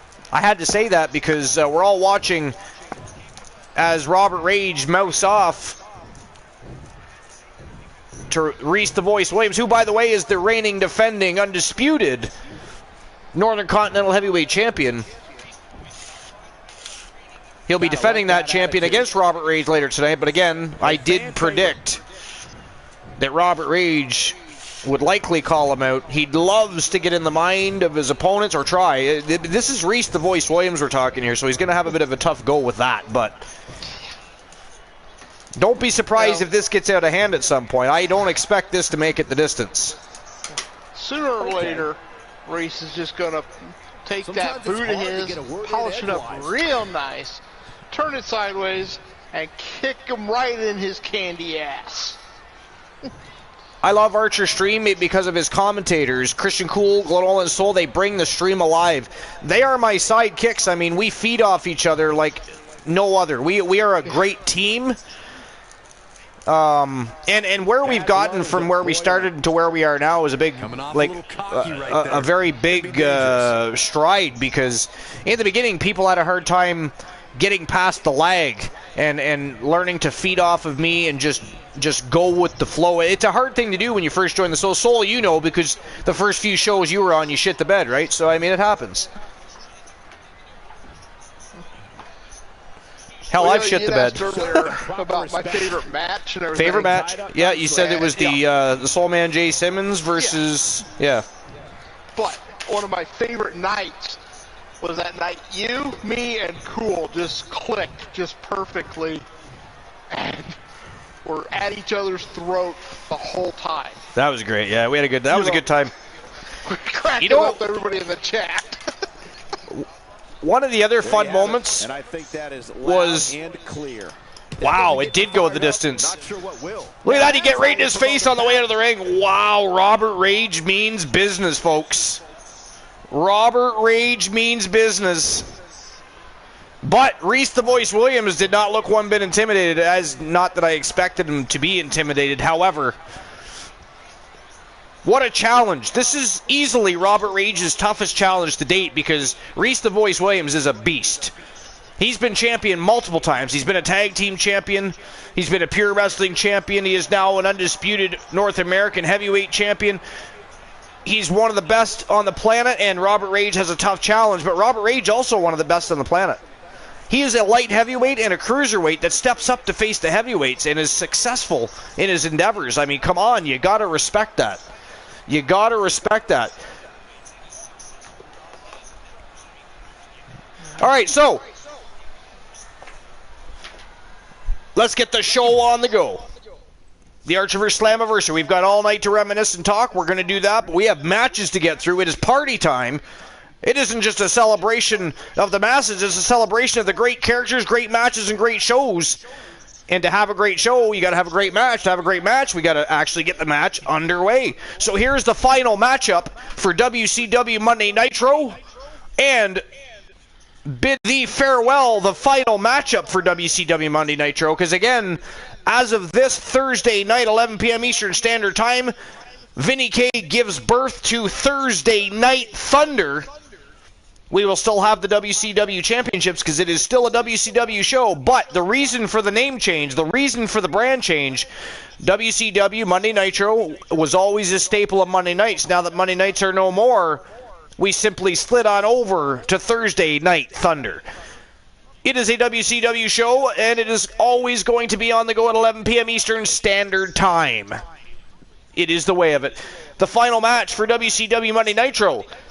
From Team Spice FE, it is the showstopper, Gabriel Michaels, and he is taking on the reigning defending WCW World Heavyweight Champion, the American Nightmare, Cody Rhodes, and that is coming up next. Buckalanola, I'm going to utilize your 5 minutes of show silence because I got to bleed the bladder. It is a shame, but I'm for just a few moments going to leave you with the WCW World Heavyweight Championship matchup. But I'm sure you'll be just fine. I'm sure you'll be just fine. So, man, oh man, what a great night so far. So many people stopping by to celebrate, say hey yo, watch some matches. Some of them couldn't stay long, but it doesn't matter how long you're here. That's the best part of the Archiverse. Here, we don't give a shit. So many people, they just want to build the viewers. I don't want to build the viewers. If I wanted to build the viewers, I wouldn't be on at 11 p.m. at night. I'd be looking for a time of day where I could have 40 or 50 at time. And we, don't get me wrong, we get large followings. And our view counts are always great because it's not the amount of people that are here at once, it's the amount of people that stop by throughout the course of the evening and the people that watch the VODs. We get very good viewership here, just not necessarily all at once like some people, and that is okay, and it's understandable. We are the late night place to be. For a reason. It is a place for people to stop by and say, hey, yo, watch a match and pass out and go to sleep for the evening, get up, go to work, and start the day all over again. But we are here to entertain, provide quality content. We are here to be your friend. We are here to be your listening ear if need be. We are here to support your endeavors, and we are here to say, hey, thank you. Thank you, Mo. Thank you, Soul Embers. Thank you, Kraken Skulls. Thank you, Golanola. Thank you, J Negative Gaming, Trigger Talk TV, Christian Cool, The Turret Man, and everybody else that's part of the Fam Jam. I appreciate each and every one of you for always taking the time to stop by and making the Archiverse a special place to be late at night 4 times a week. You guys are awesome. Yo, Carlos Carlos Hawkins is an amazing superstar, Snorhawk. We're glad you brought him to the Archerverse. What a signing. What an addition to the roster. Thank you, too. I'll be right back. Glenola is going to start the night with the WCW World Heavyweight Championship matchup. I'm gonna drop kick some motherfuckers and get ahead to the bathroom. I'll be right back. Glenola, don't you be trying to commit some sort of villainy while I'm gone. I'll wait till you're back to commit the villainy. You're gonna wait till you commit? Yeah. Of course you are. Of course you are. All right, I'll be right back. And Mo, thank you so much for that, but that's setting the bar awful low, saying I'm better than Michael Cole. I mean, a pebble in the road is better than Michael Cole. It's scheduled for one fall. It is for the WCW World Heavyweight Championship. Well, Snorhawk, you have a great night. Thanks for stopping in and joining us on the on this show. Yo, Snorhawk, I just happened to catch your message there before I was out to head to the bathroom. I appreciate you stopping by, Snorhawk. Snorhawk and I talk almost every day on Discord, and his plan was to be here tonight, even if it was for a short period of time, to celebrate with everybody and enjoy the one-year show and the year-end show at the Extravaganza, the Showcase of the Immortals, the Archerverse Slammiversary, and Snorhawk. We appreciate you, brother. Thank you very much. I'll be right back, Lanola. Alrighty. Well, here we go, gentlemen. Huge title match coming up. And a huge opportunity for the champ to prove to everyone that there truly is none better in all of WWE right now. What do you think, Corey? Does he have a legitimate chance to dethrone the champion here tonight? Not only does he have a chance, Cole, but I'm going to go ahead and say that he will, in fact, defeat the champion tonight. You heard it here first.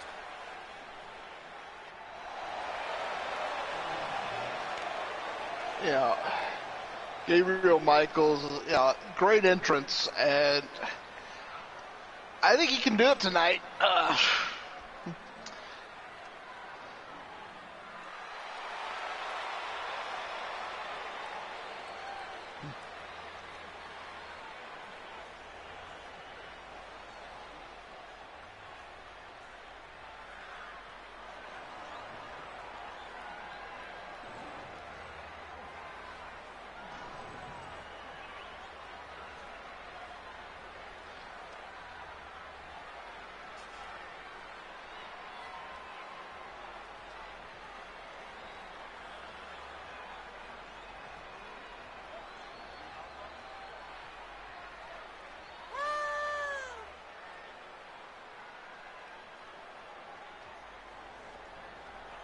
Corey, what do you think of the champ's chances? Well, here hello, tonight? everybody. I love him. I'm not like everybody Hey, else, cool. Cole. How's it seems going? like everybody's ready to write the champ's I demise, just got not home me. from work. That was a pain in the ass. Opening frozen ass car doors. I'll bet. I'm not hearing Archer run his mouth. Did he get silenced? I silenced him at the very beginning of the show, but he just finally used it so he could go to the facilities. And I'll for show some him some reason, Byron, it facilities. seems as though a lot of people are ready to write the champ off here tonight. I'm not one of those people, Michael. In fact, I Instead say of the champ has an fulfilling it when it excellent was chance of walking out redeemed, here tonight. he with held his on reign to it until he had intact. to step away.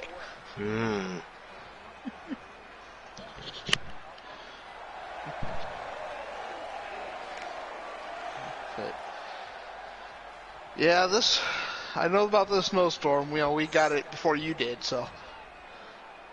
Wow. It didn't really hit Ohio. It hit everywhere around Ohio, it seems, but not Ohio. Oh, okay. Introducing the Yeah, challenger.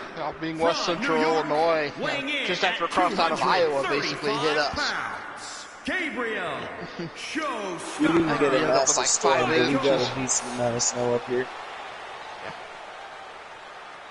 And I introducing think the we got like champion 5 or 6 inches of from snow. Marietta, Georgia, weighing in at 220 pounds. He is the I'm gonna say probably Cody about close to the same up here. Currently trying to get to Every the title's worth broadcast here. competing for, but who designed this one? There we are. Well, this match we got Gabriel Michaels versus Cody Rhodes. Mo21, hello, how are you? Always a good sight to see you on the show. Hopefully you've been well. I see Snorhawk is here too. Good to see him. The champion came glad people are here supporting my boy Archer here. Their way of playing mind games. That title should give anyone the right to look. Yeah. Look, what good is it being on top of the mountain if you don't get to look down on everybody else? That is a sad attitude to have. Oh, what a counter. And here's the lockup. Look at these two jockeying for position, controlling the tempo, working for control, working for control. Ouch. Harsh impact, controlling the tempo. Yeah, I see what I am hoping is going to be the finale of the rivalry between Gabriel Michaels and Cody Rhodes here. Cody Rhodes been quite a nice addition to the TAV roster ever since he's joined from AEW. Gabriel Michaels, my God, he's been one hell of they like to call Shawn Michaels the showstopper. I'd say this guy is the showmaker. Well, yeah, I'll give you that. To the At midsection. the same time, you know, he has a big boost to fill when it comes to, you know, Great Shawn agility Michaels. there. I don't think anybody can fill those boots. But maybe someone can put their boots beside his when their work is done. Who knows? Yeah, maybe. On the mark. When you think about Hey, everything- old Christian Cool, the coolest cat in town from the Coolverse. I can hear your voice coming all the way across the room. Welcome to the Archerverse Slammiversary, episode 225. It is the 1-year celebration, my friend. Thanks for being here. As always, you're always here. Wait a minute.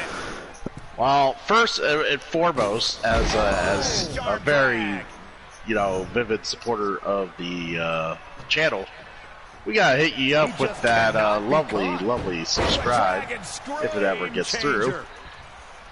Yeah, they've been very delayed lately, but I appreciate the sub. And Christian Cool always subscribes to the Archerverse, which is not something he's obligated to do, but something he chooses to do because he supports the endeavor that is the adventure of the Archerverse. And you're appreciated for far more than just a subscription, as you well know. Oh, of course. He's not breathing heavy yet. Has anybody talked to Mr. T tonight? There it is. I know he was going to attempt to stream tonight. I don't think he did. Nasty one right to the If he did, I somehow missed it. I mean, was he streaming late or? It'd be around this time. He would be on right now if he's streaming. Let's find out. I'm looking right now. And I don't see him. No, me neither. I see Zombie. Turns over. The sharpshooter is locked Oh, in. Zombie's doing the test. I hope he's doing all right. I know he wasn't feeling good. Yeah. I didn't read through the full. Maybe he said he was going to try it. Maybe, who knows. So what's been going on in this matchup? I mean, I see they're going to war outside the ring. Oh, they've been going back and forth, my friend. This is quite a battle. Oh, referee's got a count going here. Setting it up. He's got a figure 4 locked on with an 8 count about to go on. Well,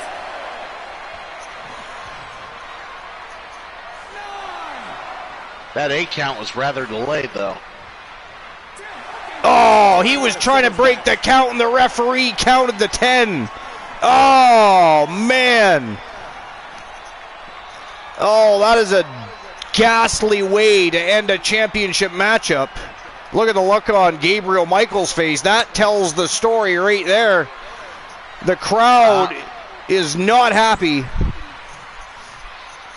Man. You would think someone like Gabriel Michaels is, as much as we've seen him and the experience he has, he would be a little more alert to the ring presence. It's either Cody Rhodes hasn't, phrased, or he's just not in the right state of mind currently. But this is not shit he should be falling for. Tonight was canceled. I wasn't feeling well enough to host the stream. Just being here, enjoying the show. Mr. T, I appreciate that. Welcome to episode number 225. One of our silent assassins of the Archerverse is Mr. T, always with his unwavering support, his help in helping create banners and emotes and help, whether he understands what I'm doing with his creativity or not, and Christian Cool's help. I mean, without them, I wouldn't have the arenas that I create. I wouldn't have some of the attire with some of the cool logos that are on the both the attires and throughout the arenas, advertising the different channels and superstars. I mean, Mr. T is he's just as much as part of the Archerverse as the rest of us. And Mr. T, we appreciate you. And of course, since he's here, we got to make sure we introduce Mr. T in the correct manner. So if you'll just give me a moment, Christian Cool. Hey, Exposed Gamer, can you lower your dad's voice on your device?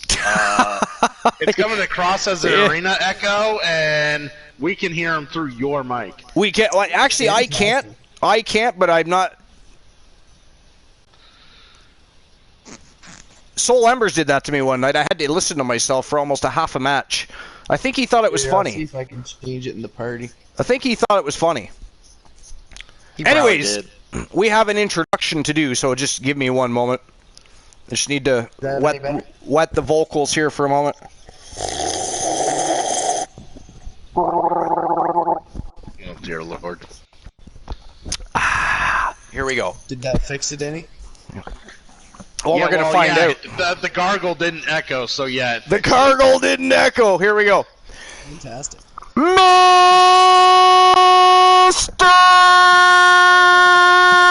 T!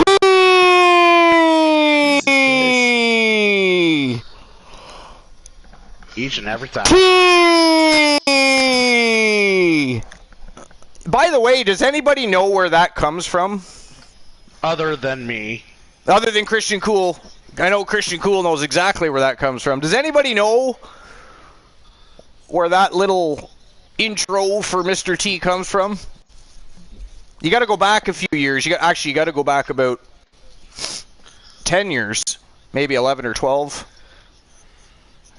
Unless you watched Impact Wrestling or anything thereafter, but probably not, because that's when it got real bad. All right, so we got a decent amount of people here watching the show, enjoying the Archerverse Slammiversary. The 1 year anniversary, baby. It is the celebration. The 1 year anniversary? You just had a birthday, right? You just had a birthday. I did just have a birthday. And no, I did not announce that to everybody. And on top of that, we're just having a great celebration, but you earned this, sir, and I am going to make sure you enjoy it.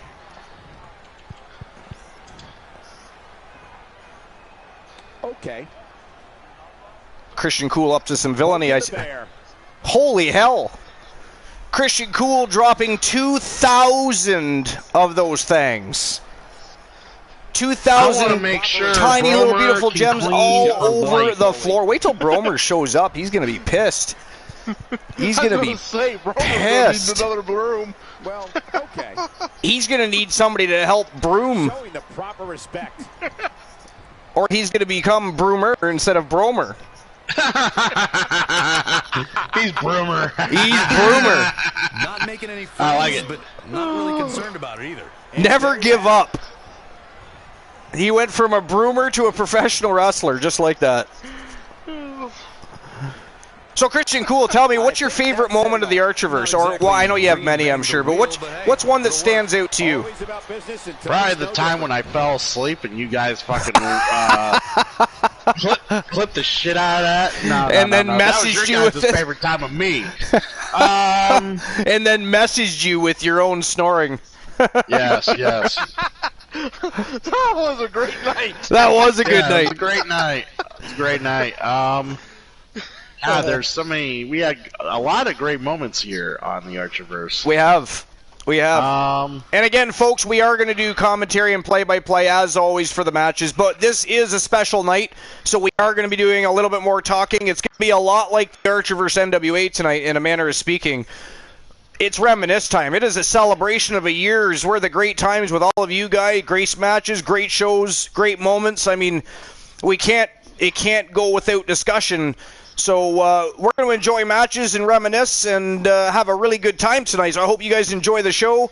It might be just a little bit different than you're used to outside of the Archiverse NWA, but the Archiverse Slammiversary is going to be smoking hot. We're just getting started. We're about to enter the Archiverse Women's United States Championship matchup, and look at this. They formed an alliance earlier tonight, and they're already in tow. We've got Annabelle coming out with an Asian Nightmare, Jenny Black. And we have the #1 contender, Asuka, challenging Annabelle for the Archiverse Women's United States Championship. That is next. It is coming right up. And Christian Cool, you were saying you had a different moment you wanted to discuss. Well, there's always. I'm going to speak on a few moments throughout the show. Well, at first we're going to bring up, since we're talking about two really hot-headed people about ready to go after the title, let's bring up a favorite moment. One of my favorite matches I watched. It was endless, and it was painful, but hilarious all at the same time. Was watching Glenola's Alan Severn fight Jay Simmons. Oh my God! Get thrown off a fucking truck. You know what's funny about that, man? Glenola and I talked about that earlier tonight, how funny it was, because the Wolfman just kept getting up and up. It didn't matter what Simmons did to him. I mean, Severn wasn't getting any offense off really at all. I mean, basically, Jay Simmons went beast mode. He was like a man possessed that night and just kept beating down the dog. But it wasn't until Simmons, he finally had enough. He threw his hands up and walked off and was heading out of the room. And then Severn finally decided to lay his head down and stay down. And that ended the match. But man, oh man, what a war. That was a long match. Indeed it was, indeed. Yeah. Yeah, one of my favorite moments, and it's not anything to be biased or any bullshit like that, but one of my favorite moments is still when the Iceman Christian Hart won the Archiverse World Heavyweight Championship for the very first time. Because, first of all, I'm a huge Bret the Hitman Hart fan. He is my very favorite wrestler of all time, above and beyond all others. And for many reasons, many reasons. But when I found out, so Christian told me that was his favorite wrestler, and I was like, no way. And then we automatically started meshing on, hey man, we should create an homage to Bret the Hitman Hart. And then hell, while we're at it, we should recreate the Hart Foundation. And we just rolled from there. And it was really cool to watch Christian Hart start wrestling, and especially when he started wrestling with Bret Hart in a tag team. And some of their moments as a tag team were amazing. But then when he started branching out more into singles competition and he was winning the lower tier titles, it was real cool to watch him dominate and utilize both. If he was pinning people, he was also submitting and tapping people out. But then he finally got to that World Championship title picture. And I got a little more excited because I was like, yes, finally. Introducing the champion. Then he had that one title match that he got screwed. And we probably all remember this because Christian Hart, I believe, we'd have to go back and watch the VOD, but I believe something like a 9 or a 10 count. And the referee never counted anything at all. And Christian Hart got up, picked up his opponent. The opponent reversed, got him down, did his finisher, and took Christian Hart out of the match. It was a ghastly evening. And of course, that opponent at the time was Luscious Luther Brody. This championship could main event and any place, but then he went past that and actually finally became the Archiverse World Heavyweight Champion, and I kind of marked out a little bit, I'll be honest. And Christian Hart for a good better part of the year probably held the Archiverse World Heavyweight Championship in some form or another. Yep. Yeah, he did. There's been times where he would lose it, just to temporarily win it, just to temporarily lose it, just to win it back the same evening through reverse or yeah. I don't know how many times that happened. Oh, well, Christian Cage beats Christian Hart for the title. Well, Christian Hart says, let's go again, and then the title goes back to Christian Hart. But I think the two I'm going to say one of the most entertaining things I've seen of recent. We'll talk recent. One of the most entertaining was just last night. You, as the worst booker in the world, booking Jack Stone and Christian Hart twice in submission matches just for Christian Hart to humiliate Jack Stone like the punk-ass bitch he is. And it was fucking hilarious. Yeah. Oh my god, I love that. Yeah, I don't know what happened with that because there was supposed to be a different match on there, and I'm not sure what happened. You know what happened tonight? The Disciples of the Apocalypse came out from underneath the ring, and poof, we're in the ring. Oh, wow. Like, the Usos came down to the ring, and then the Disciples of the Apocalypse music cued, the smoke cued, the ramp filled with smoke. I mean, it was normal, but then you saw nothing. Then all of a sudden you see the ropes move. And then bam, ZM and the Predator were in the ring looking as scary as ever. But we couldn't figure out how the hell it happened. The lights didn't go out. So the only explanation, and Soul Embers actually granted us with the information. And it makes perfect sense, but how weird is that? They had to have came from under the ring. Where else? Yeah, I mean, that's ridiculous. It is very ridiculous. Man, oh man, Annabelle. Actually, I was about to say what's ridiculous is that Annabelle's been having her way with Asuka here. Power slam from hell right there. Only a 1 count though. Oh, that's not enough to keep Asuka down. Asuka's got to find a way to burn the fire. Come on. Ooh, Asuka from behind. Annabelle got a little too cocky there. Give him the heater, Ricky. Hopefully Annabelle doesn't feel like she's, omnipotent or something like that. Having Jenny Black at her side, because Asuka, you don't want to underestimate the Japanese warrior princess. Oh, wow. It's over. It has to be. Oh, hell yeah. Wow. What a dominant victory by the Women's United States Champion. Wow.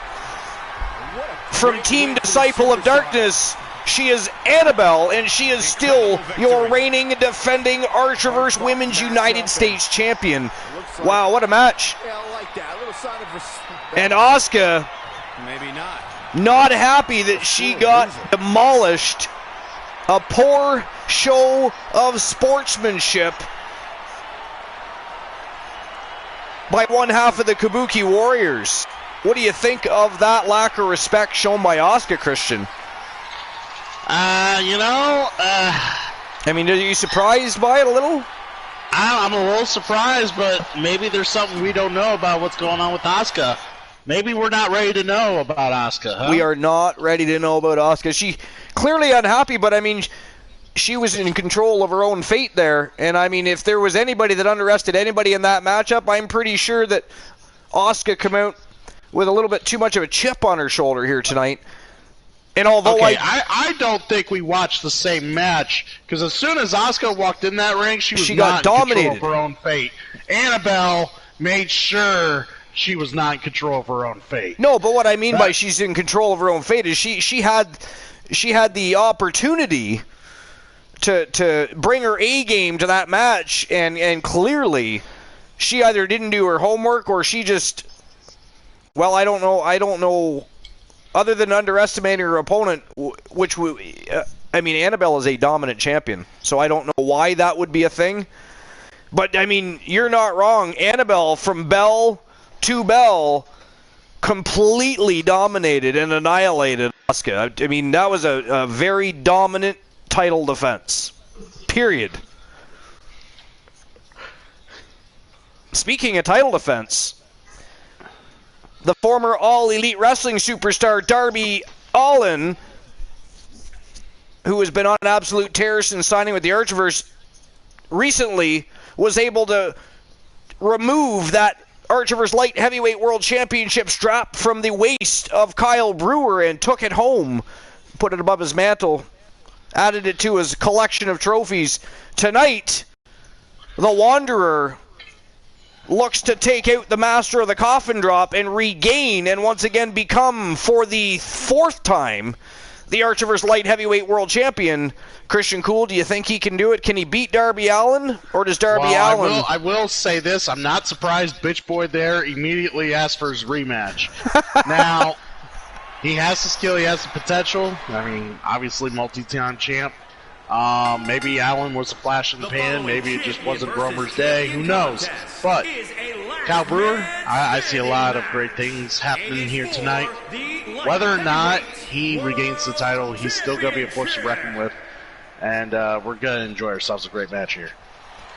It is going to be a great match. It is a last man standing match. And it is for the Archivers Light Heavyweight World Championship.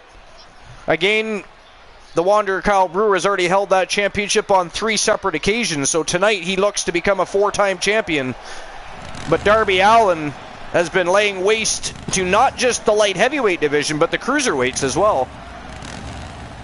So it's going to be a tough match for the Wanderer Kyle Brewer. As dominant as he's been, Darby Allen has been on an absolute tear. Likely to see a new champ crowned here tonight.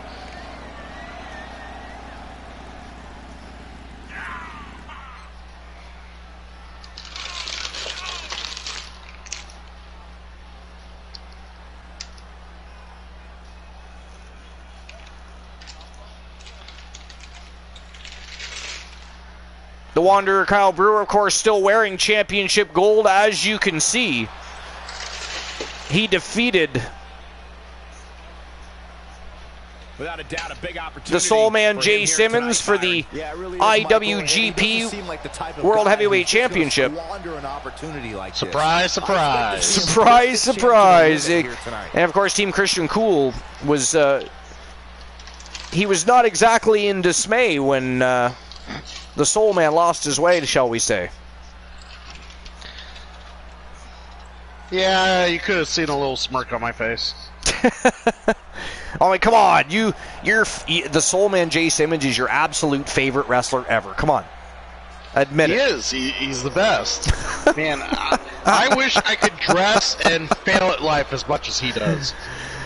And Christian, what do you think of the Archivers Slammiversary Arena, by the way? By the way, it looks beautiful. It does. You know what? And you and the Turret Man and Kraken Skulls, you guys all played a part in the design and creation of this entire arena. Because without you guys, I wouldn't have... Because again, I don't have a PC anymore, and I currently do not have a gaming laptop yet. So I'm only capable of certain things, so I have nothing but pure support from Christian Cool, from the Turret Man, from Kraken Skulls, and there's been other people as well that have helped me out along the way with emotes, with banners, with creating pictures for shows. I mean, we continue to work together to create quality content, quality and entertaining shows, and we hope you guys are all happy with the product because we have a great time. We love hanging out with all of you. The past year has been sensational, and again, tonight is a celebration of that year and a celebration of you and your unwavering support and your again, the foundation that the entire adventure was built on. So we thank you, we appreciate you, and this night is all about you. So feel free to jump in on the conversation, get chat going in the chat room. If anybody wants to be on the broadcast that is already a regular part of the broadcast, you don't have to redeem points tonight. It is a celebration. Join the show, reminisce, have good conversation. You're invited, you're welcome, and if not, talk it up in the chat room. What's your favorite moment Do you have one? Do you have a favorite superstar? Do you have a favorite streamer? Maybe one of the teams is your favorite teams. Maybe Team Christian Cool, or maybe it's Team the Turret Man, Team Bromer, Team Distinct Cone. There's a lot. We have 58 of them that you can choose from. So you just kind of mentioned another moment that I think I really did enjoy for what it's worth, and that was when we finally pit Johnny Braddock against Adam Colossus. That was a great match. That was awesome. I actually thought they were going to hold back, and they went to town, man. Yes. Well, yeah, we finally put them against each other, and they didn't disappoint. They did not. Colossus actually beat Braddock. Yeah, I know. I wonder how that went in the locker room that night. I mean, clearly it did no damage long term, but I wonder if there was a bit of animosity just for the evening, you know what I mean? Well, you're certainly not Mr. Modest today. I heard Braddock threw away a lucky pair of socks. Nice belly-to-back takedown there by... Look at that, bullying him. They're struggling for control right now. Kyle Brewer off to a quick start here. In full control. Ooh. Impact. Controlling side headlock mount. Ooh, head scissors reversal by Darby Allen. Looks like we're going to have ourselves a battle here, folks. Big elbow to the face. Another, holy shit, he's unleashing with a barrage of strikes here. So these two went to a count out at the last event, and we had to refurbish a freaking cage to get a winner last time. I hope we don't have to go through such great lengths to get a victory here. Well, we had to refurbish it to make sure Brewer could actually find his way out. So now there's some funny moments. Now we bring it up. That was another funny moment. Another funny moment was Brewer's first cage match. And he would just stand on top of the turnbuckle and stare out into the crowd. Yeah. It looked like he had an anxiety attack. Yeah, and the ref would have to restart the match. And then he'd do it again. Yeah. Oh my God. Yeah, that one show, they had 3 cage matches in one night before we finally got a winner. Oh my God. You know, another funny night was, well, actually, no, before I talk about that, one of my favorite moments from recent times, actually it was very recent, mostly because I'd never seen it happen before, but Reese the Voice Williams from Team 3TV Reese, and of course, the Trigger Talk TV boys, he didn't just tap out his opponent, he made him pass out. He made the Beastmaster Rex Byron pass out in their last match together. That was awesome. That was awesome. It was no offense to Team Pictulator or the Beastmaster Rex Byron. Great team and a great superstar, but it was just one of those things. It was just awesome.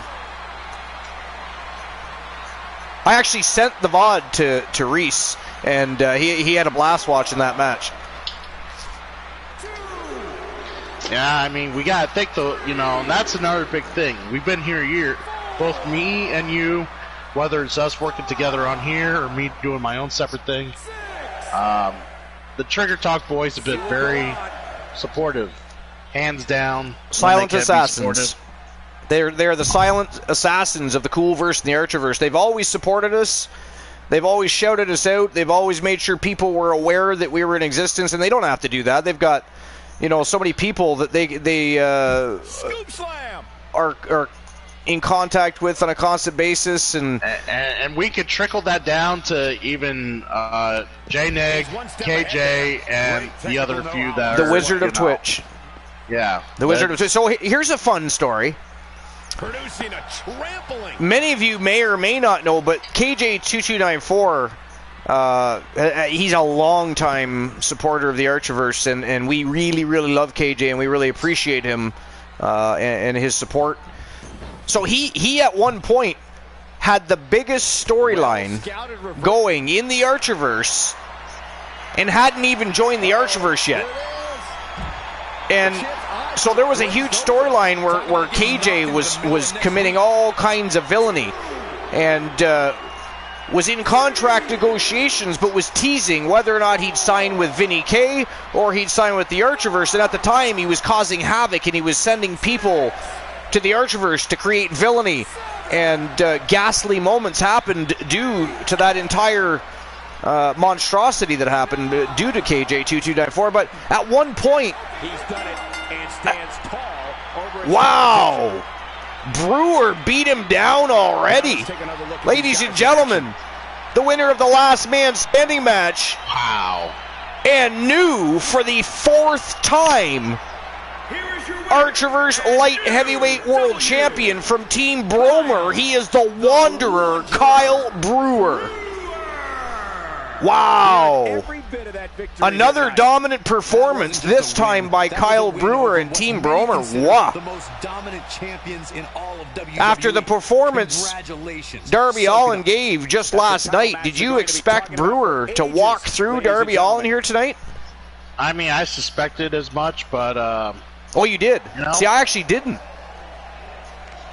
I actually thought it would have been a better match than that. No offense to Darby Allen. I just expected a much better match. Well, Brewer normally never disappoints. It's an off night when he does disappoint, and that's fair. If anyone, including Christian Hart, if anybody in the Archerverse right now who's got the hottest streak going when it comes to wins losses, it's Kyle Brewer. Yeah, it has to be at this point. Yeah, you're right about that. Well, one of the most impressive. We've had Kyle Brewer go against Christian Hart in dark matches, and Kyle Brewer was on top. We have. Like, yep. This is hands down. This is probably the guy we promote. And another guy we got to talk about from Team Exposed Gamer, the Viking Dustin Graves, on an absolute tear since signing his contract and hitting the squared circle. He is undefeated.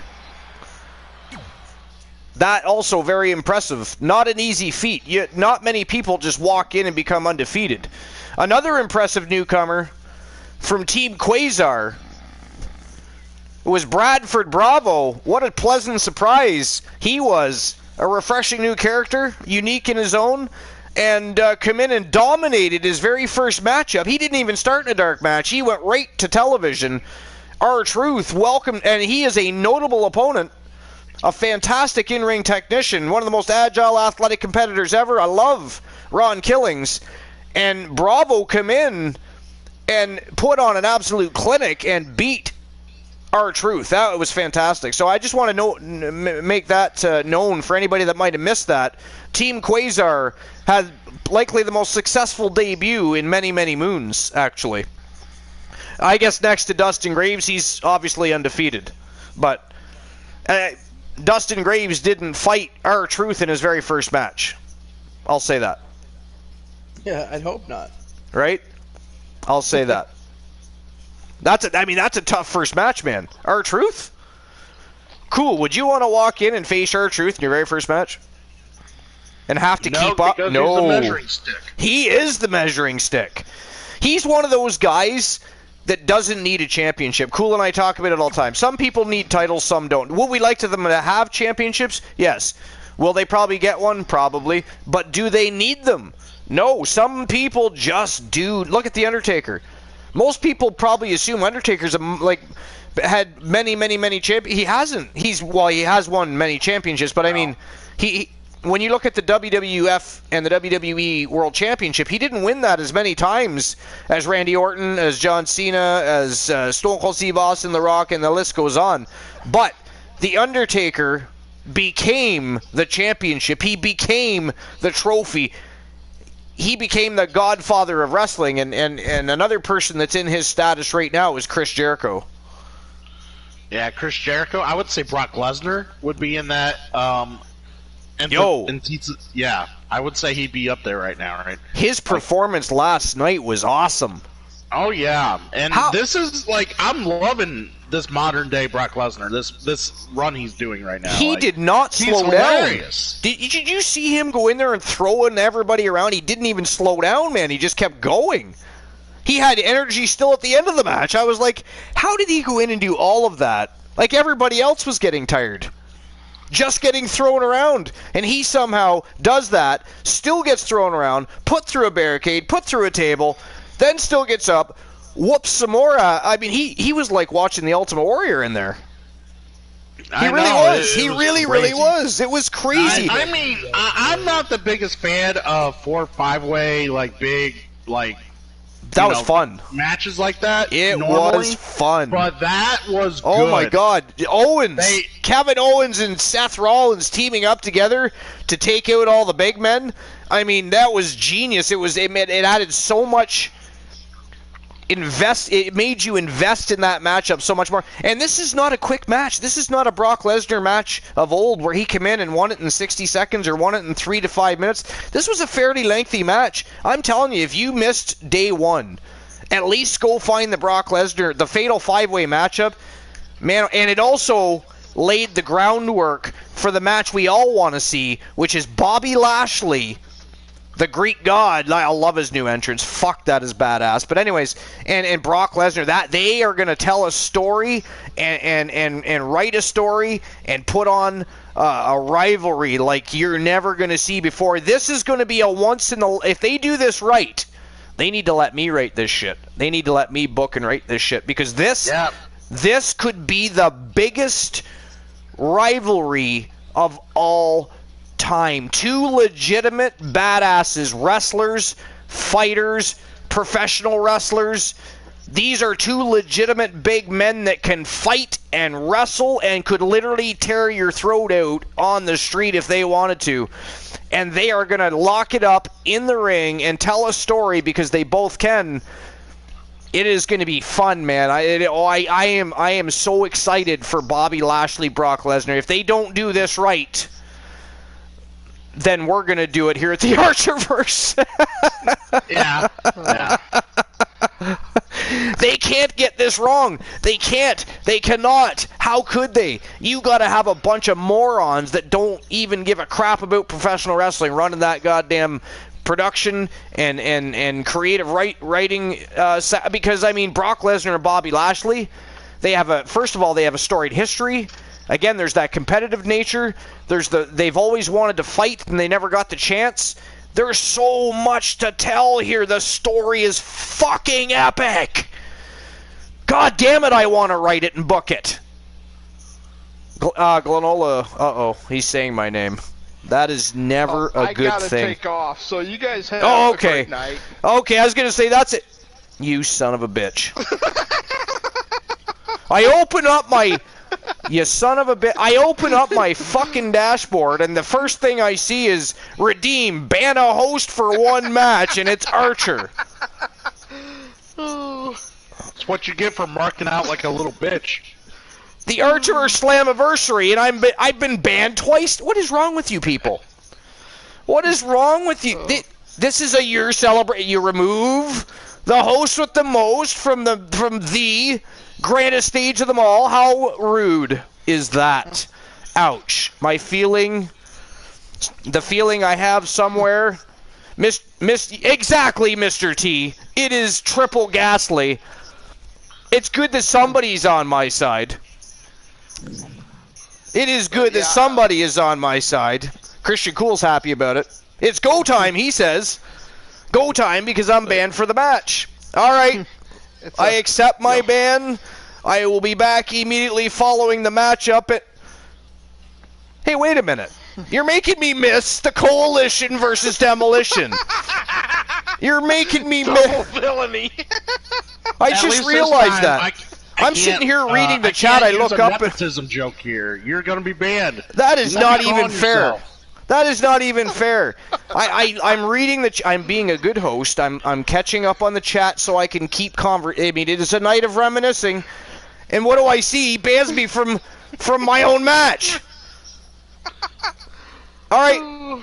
Archerverse World Tag Team Championship matchup. Demolition. Team the Turret Man and Team Adam Colossus. Oh my fuck. Team Complete Geek TV. They are the Terror Johnny Braddock and Cyborg Adam Colossus taking on the self-proclaimed king of the Archerverse, King David Devious from Team Dave Demented, and the one Elijah Archer. They are the Coalition.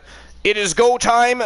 Christian Cool, it is your go time. The ship is yours because our good buddy thinks he's funny.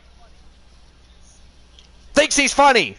Golanola? Sometimes. Not right now, he's not. Right now, he's a traitorous, treacherous bastard. You are not finer than Frog's hair. Curlidi. Hey, Curlidi's just showed up to... Oh, no, Curlidi's been here. Shutting up. Curlidi's been here all night. Well, I think she might have missed the first match.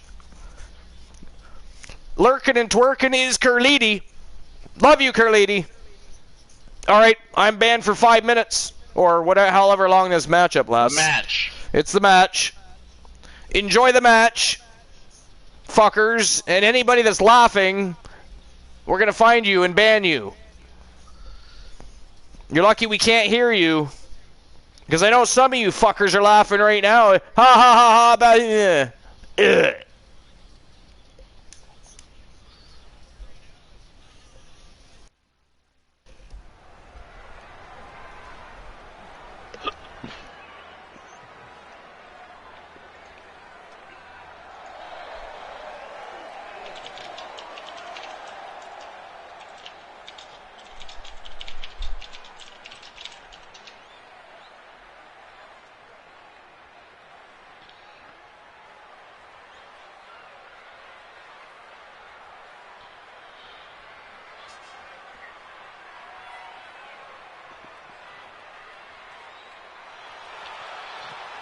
All right.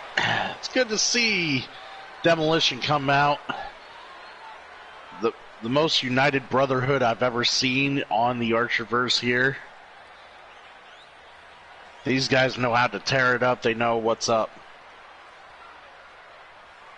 Now I'm putting my money on them to destroy the Coalition.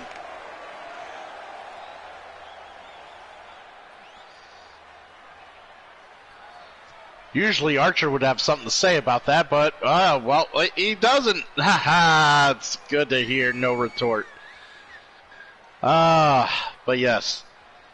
Hopefully Demolition will be able to reprieve the Coalition from the tag titles there and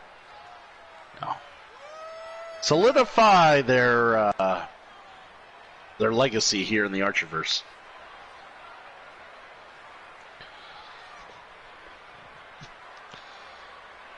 Hopefully everybody can hear me okay. Just trying to make sure the mic is where it needs to be.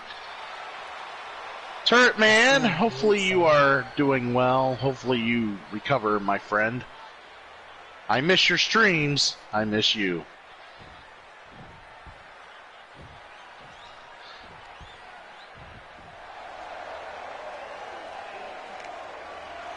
So yeah, Colossus and Braddock look very ready to kick that ass. And we got the Coalition.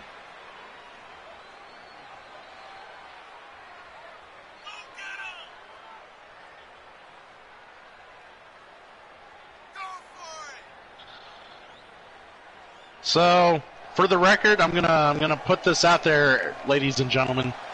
Dave Devious wearing that gown and crown looks less ridiculous than Archer wearing that cap backwards with that jacket. Just saying. Oof. Just saying. He kind of does look like a punk Terminator, doesn't he? Yeah, he does. I'll be back for some pictures. Yeah, it's almost as if Terminator found the wrong size. He meant to go back to 1983, but he actually went forward to 2020.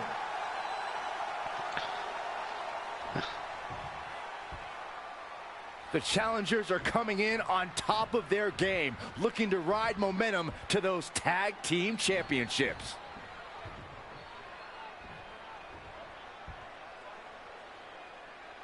I'm not going to comment on that because I'm afraid of any paradoxes he would have done. Byron, in regards to the champion, you often say, stick with the strategy that got him to the title.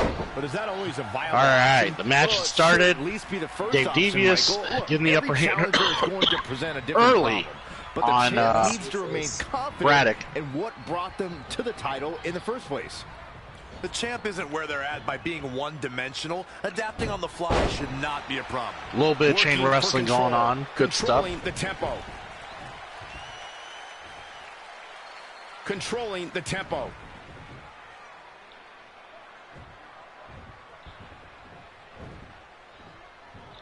Bang! Set up for the leg sweep. Nicely done. I got to tell you, Braddock's looking ultra good in that ring tonight. Belly to belly. He's still fresh. Give him a few minutes. Oh, foot just stomping down. Uh-oh. Enzu lariat. Saw what he had in mind there. Should have knew it was too good to be true. Send him up for the... Oh, what a clothesline. Covered by the champ. Plenty of fight left. Gonna take more than that. Up into the fireman's carry. And... tag. Well, Braddock needs to make the tag here.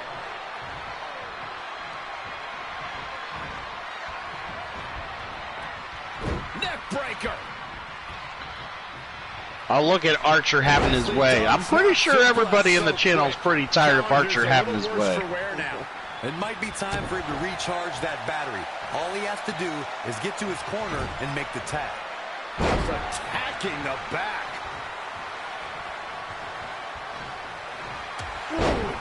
Where's Distinct Cone? I'm sure Cone would like to book Archer in a dark match.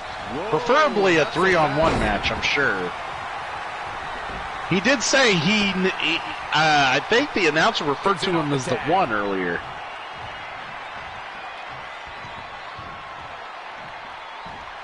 Delivering the suplex.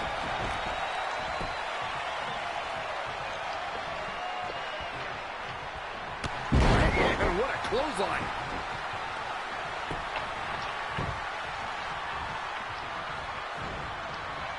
And it's reversed. Paying for that mistake. See, this is what I noticed. Archer comes in and does the dirty work. Well, I shouldn't say dirty work. He does the easy dirty work when the opponent's staggered. Exactly what we have seen. And then he lets Dave Devious, you know, try to control the match. Piercing.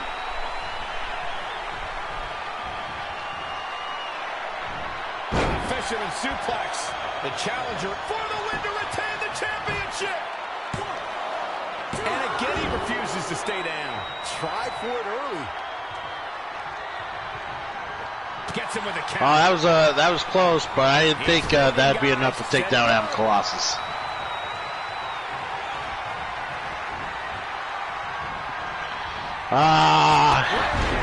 Looks like the champ. Shoulders down now. Is it enough to retain the championship? Is it over? And the shoulder gets up in time. Nice kick out. All right. Demolition still in this thing. Let's hope they can turn the tables around here. Collision being very dominant.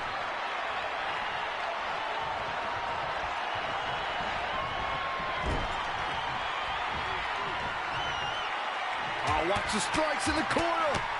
A barrage of strikes. Endless.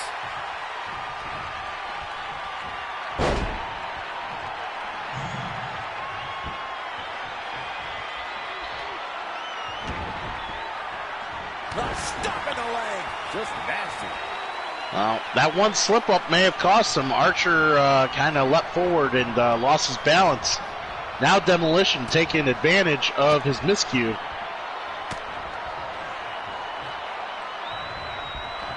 Archer with the reversal now, having some thoughts on dealing with Colossus.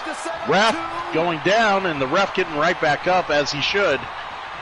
We do get these refs at Refs Are Us, and they are much more valuable than the refs we had earlier in the year. Quickly into the cover with the title on the line. 1, 2.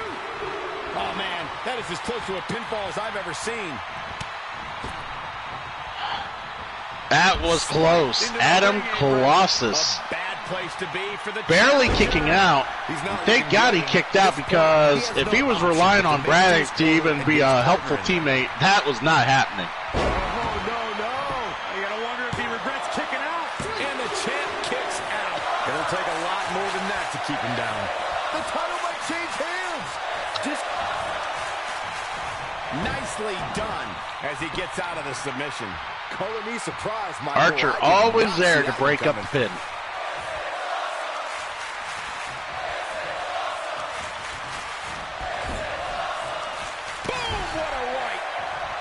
Reverses. Can he make him pay? Now, some would say him constantly breaking up the pin is cheating. I say it's just good tag team action. Tagged in.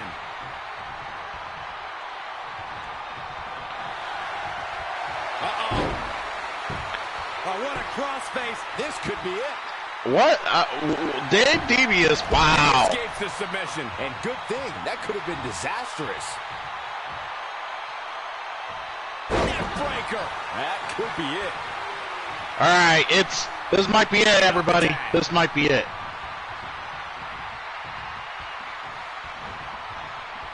Float over. Nice. DDT.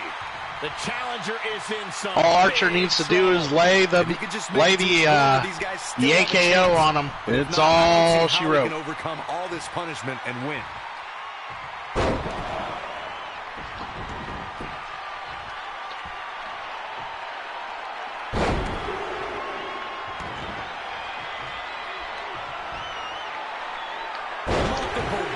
Suplexes.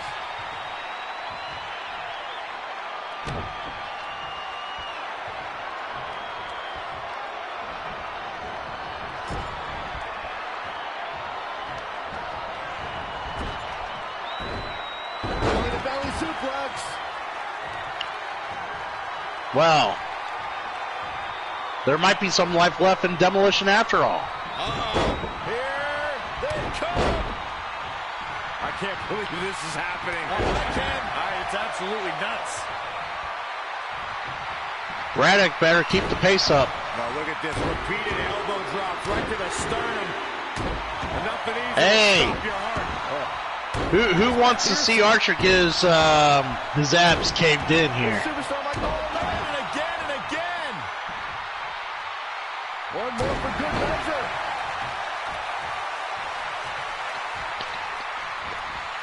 Gets out of the way and fast.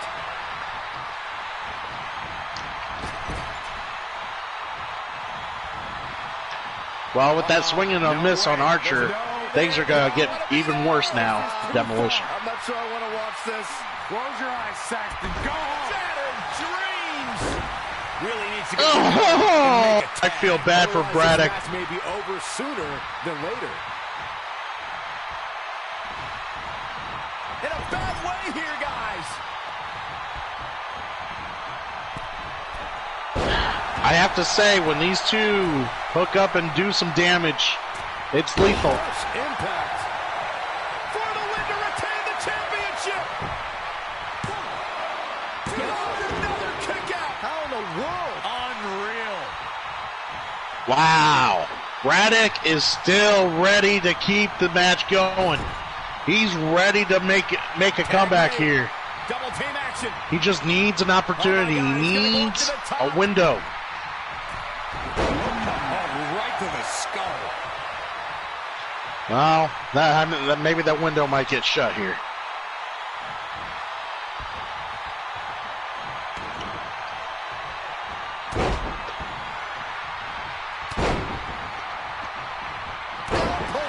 Big time. Oh, look at that.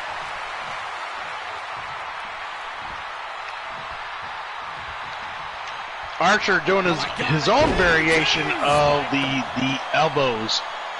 The only problem is after 3 of them, Archer gets fucking tired. He can't do 10 like Braddock. A win like that says a lot about a duo. But it doesn't matter. Whenever tag team The is on top, coalition they have with the multiple win. options. Here's the proof. Yeah, baby. The coalition doing their thing. Still the reigning, defending, undisputed Archerverse World Tag Team Champions. I saw Demolition try to cheat. Those swines.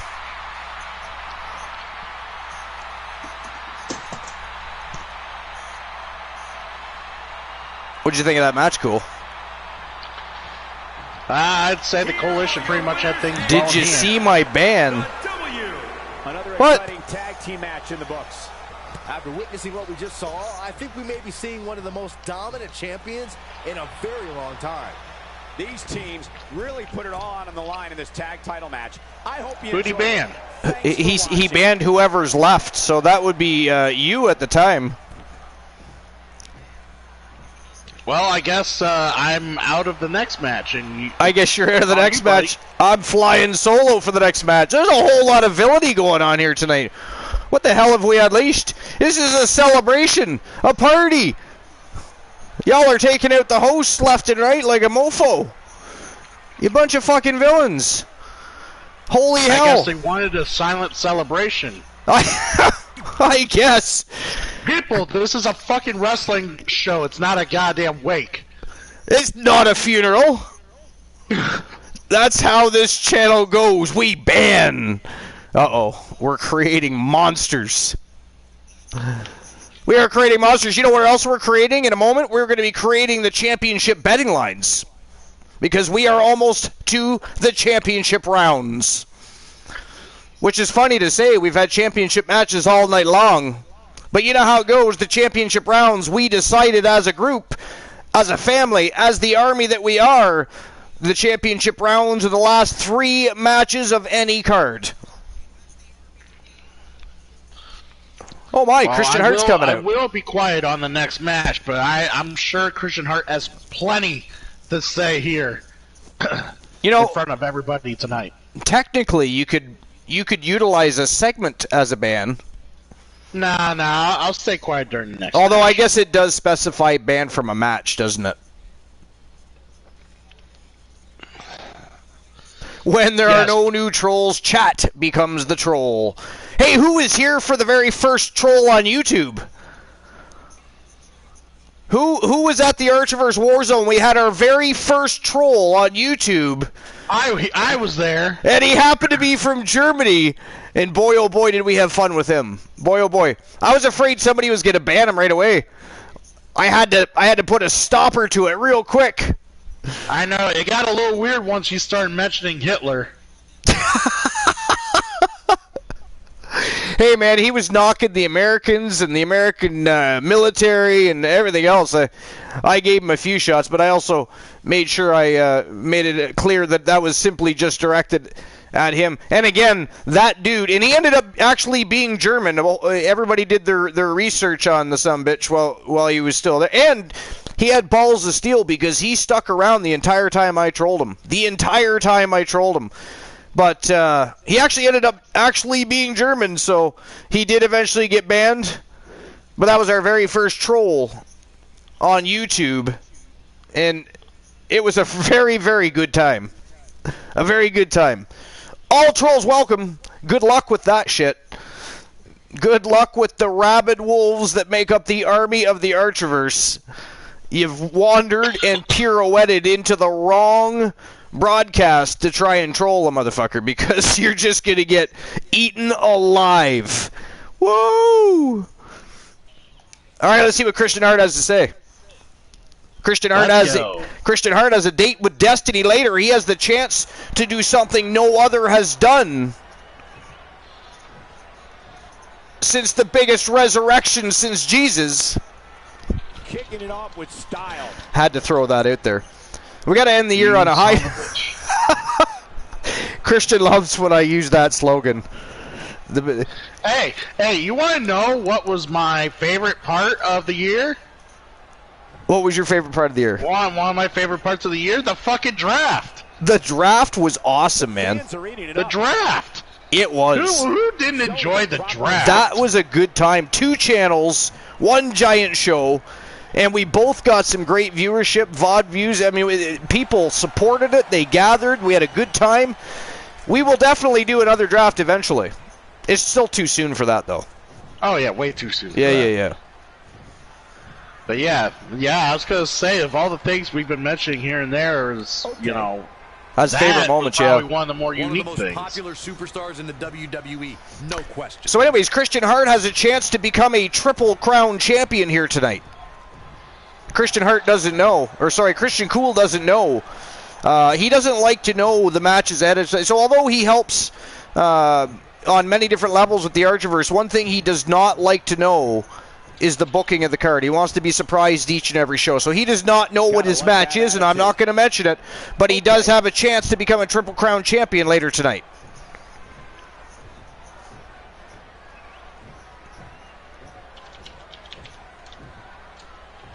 I haven't even been paying attention to what's going on. What is he even going on about here? Something about let's let it beat you or punch you in the face. What is going on? Anybody been paying attention to what he's been saying? Anybody been? Anybody? I have no idea who he's talking about. I may be a loser today, but I'll be a winner tomorrow. Count what? What? So I'm so confused. He lately, and this is coming from the locker of Christian Hart.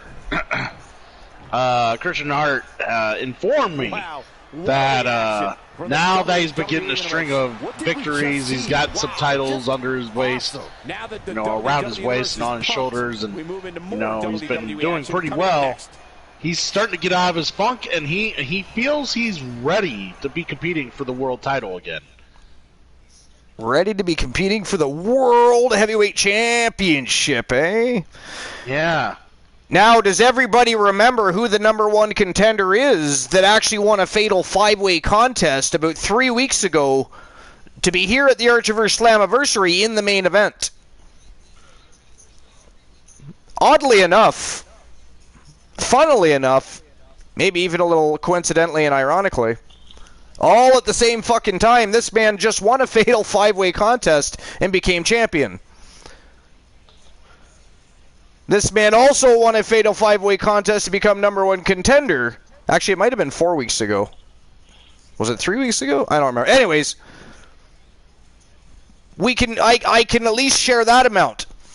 The main event of the evening with the villain of the Archiverse, Kareem Key Woods, one of the 3 from the place to be, Trigger Talk TV.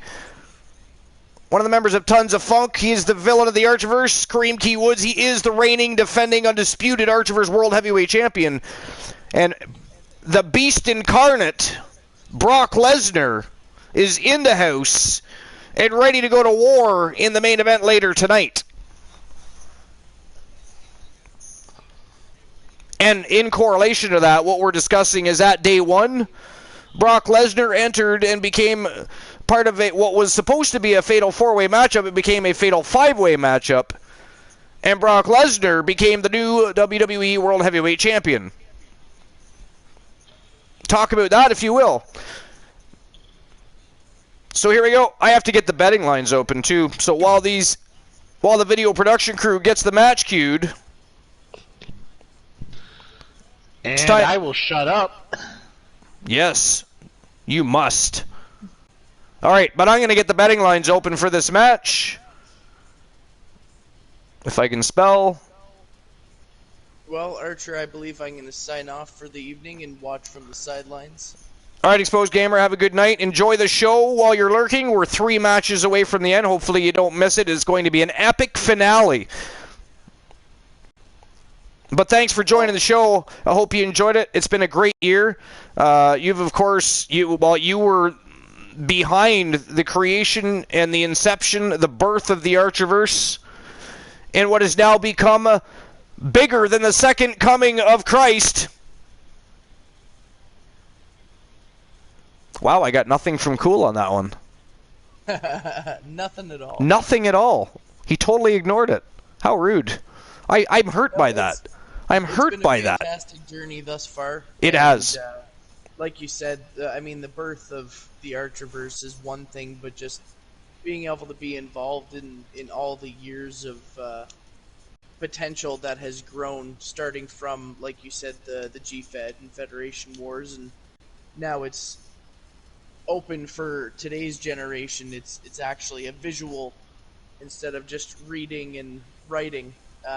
It's amazing to be able to see it on the screen, and I've enjoyed being along for the ride for all these years, and now it's growing on Twitch and going to be growing further on YouTube, and we'll see where it goes from here. Tons of absolutely. Come obviously tonight and in the future, so I look forward to being a part of it, and we'll see. We'll see how big we can make the Archerverse. Well, I mean, I may have came up with the original concept, but it was definitely your idea between you and Entity Unknown. So we appreciate you for planting that image in my head, which allowed me to give birth to what became the Archerverse. We appreciate you. Thank you very much.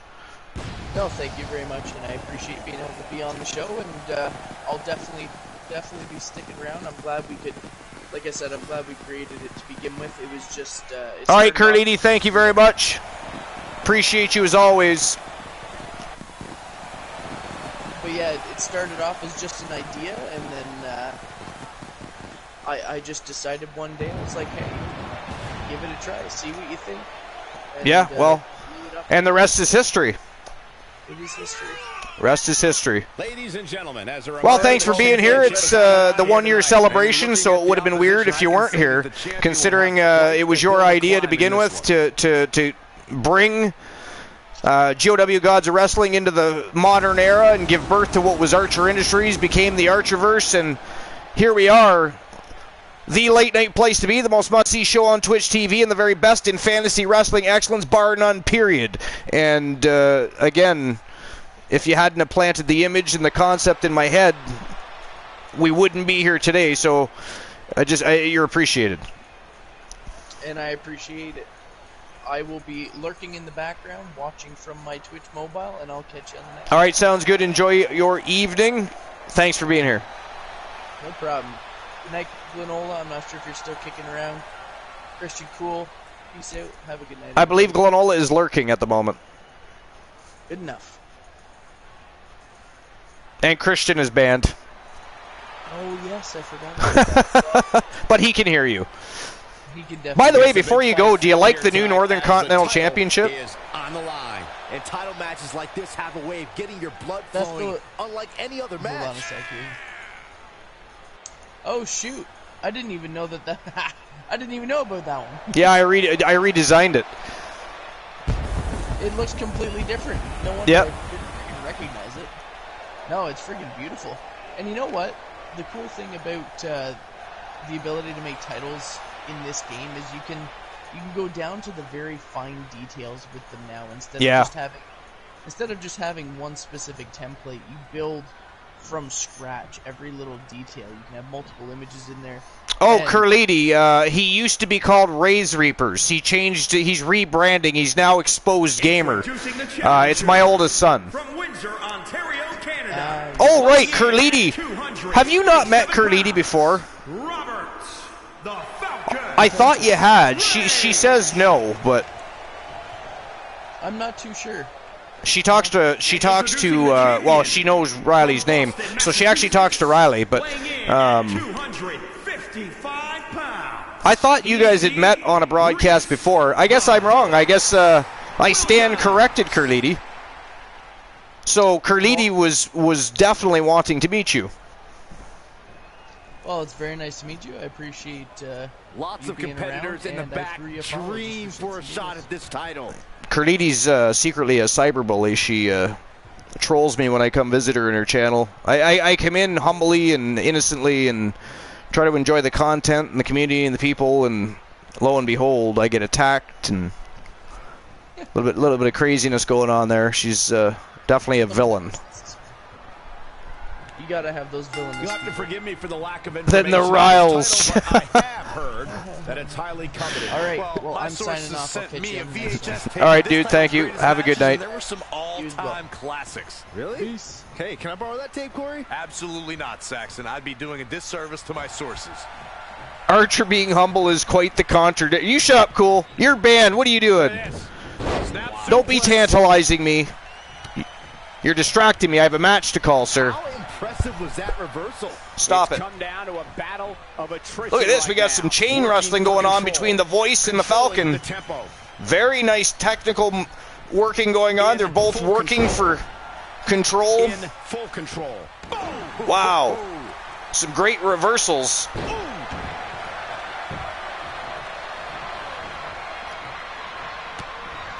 See, Curlidi's already trolling me.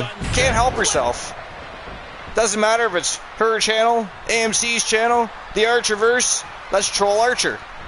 Picture perfect. And really wants to see a match between Adrian Adorable and Elijah Archer. She wants to see Archer get beat up. Up for the very insensitive. Nicely done. Very insensitive. Elbow smash.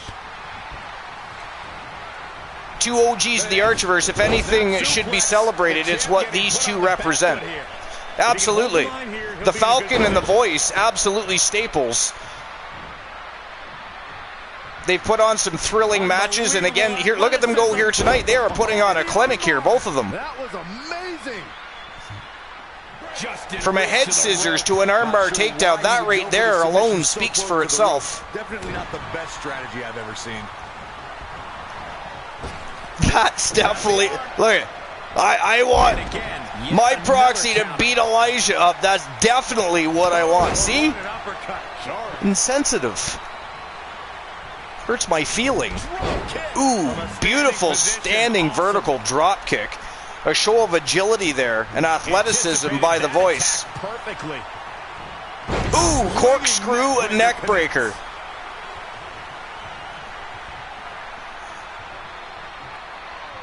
Oh, on the apron, lifting it up. Back in the hard way. Robert Rage made the wrong decision there. Standing vertical over that top rope. It's gonna take more than that. And the Voice looking to make Robert Rage a part of the canvas before they leave here tonight. What are we going to see here? Ooh. Wow. The Voice showing his dominance here tonight, that is for sure. And let me tell you, Robert Rage is one of the best wrestlers on the roster. And the Voice right now making it look too easy. Time to go swinging. The king of swing. He might go all night. Wow. Robert Rage going to be a little dizzy after that one. And he kicks out. Rage kicks out again. The Falcon's not ready to quit yet. He's still in it to win it. But the Voice stalking his prey. Great evasion. Once more, setting it up. Ooh, scooped up. Look at this. Big leg drop right across the chest. Goes for a quick pin. That is far too soon. Whoa, he got a... Wow. Too close. Must have knocked the wind right out of him with that leg drop. He got a 2 count out of that. Woo. Powerbomb pin. Wow. Whoa. Ladies and gentlemen, we've got a new winner. He did it. The Falcon. Corey, I think that may be the biggest win wow. of his career. Congratulations to Team TV Crips. The Falcon Robert Rage, the new reigning, defending Archerverse Northern Continental Heavyweight Champion, and a sign of respect from the Voice, a show of sportsmanship at the end of that great matchup that he mostly dominated, but the resiliency and the heart of the Falcon, he didn't quit, he didn't give up, he kept pushing through. What a huge win for the Falcon Robert Rage. One half of the Disciples, the twins of the Archerverse, put on a clinic in what is easily his toughest match to date. Wow, congratulations, TV Crips. Wow. Wow. That's crazy. I did not expect that to happen. I mean, I expected a fantastic matchup. I did not expect the Falcon to dethrone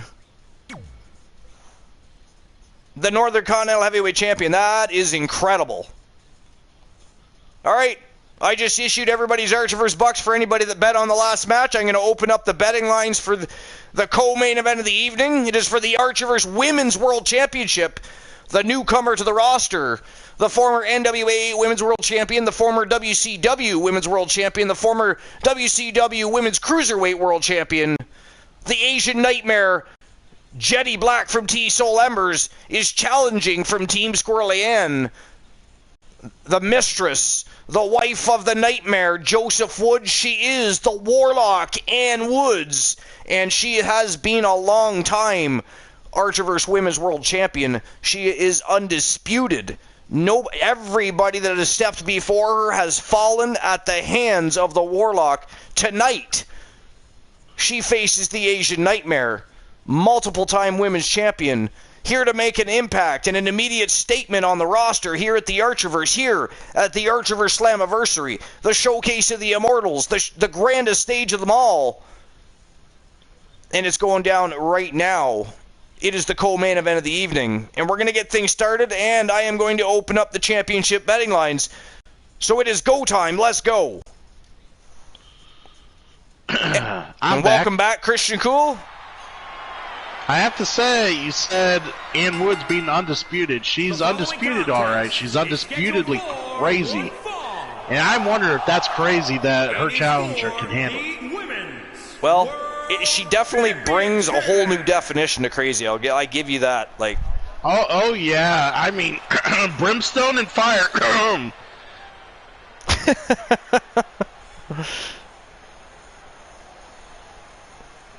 Well, what is your prediction here?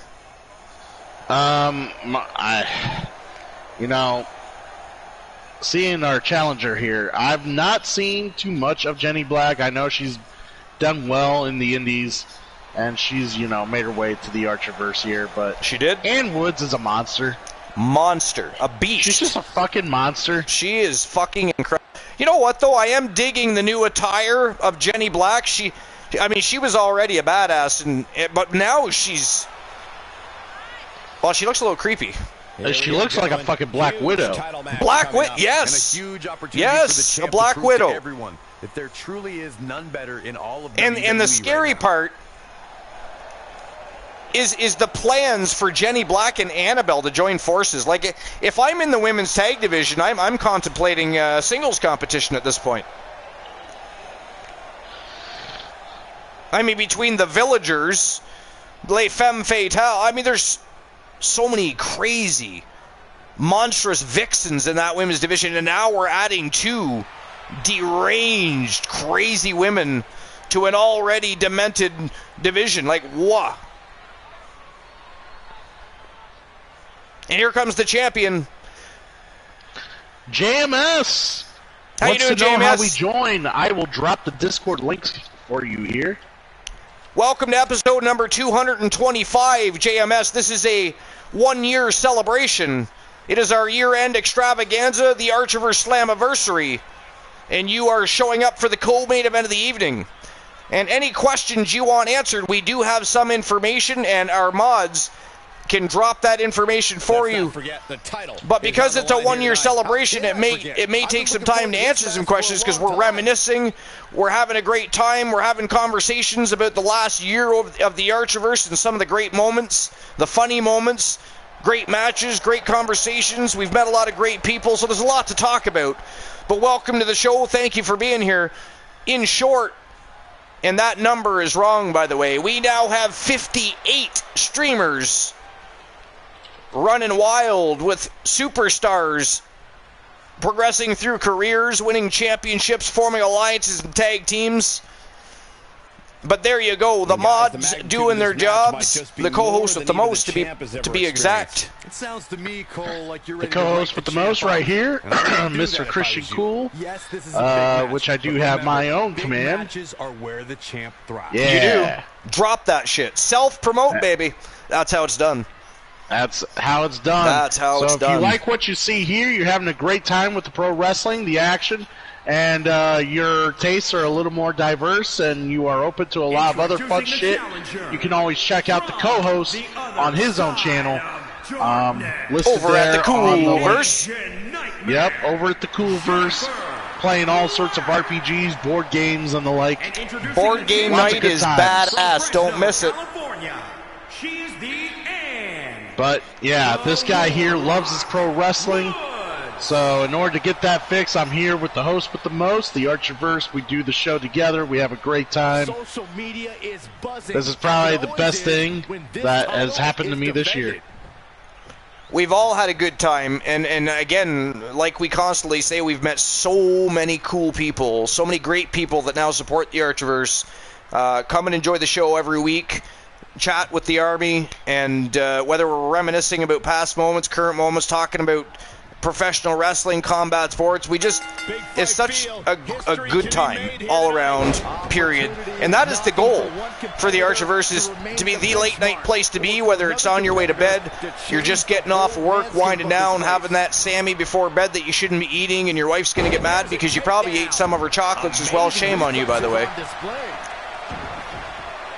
Those wrestlers, that is Jenny Black, the Asian Nightmare, in the black and blue, and in the black, that is the Warlock Ann Woods.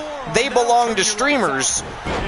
Jenny Black belongs to Team Soul Embers, and the reigning defending women's world champion, the Warlock Ann Woods, belongs to Team Squirrely Ann, who's of course the wife of Team Kraken Skulls.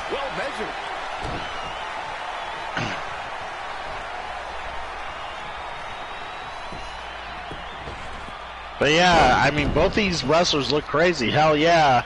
I mean, Jenny Black comes from some crazy, shit. A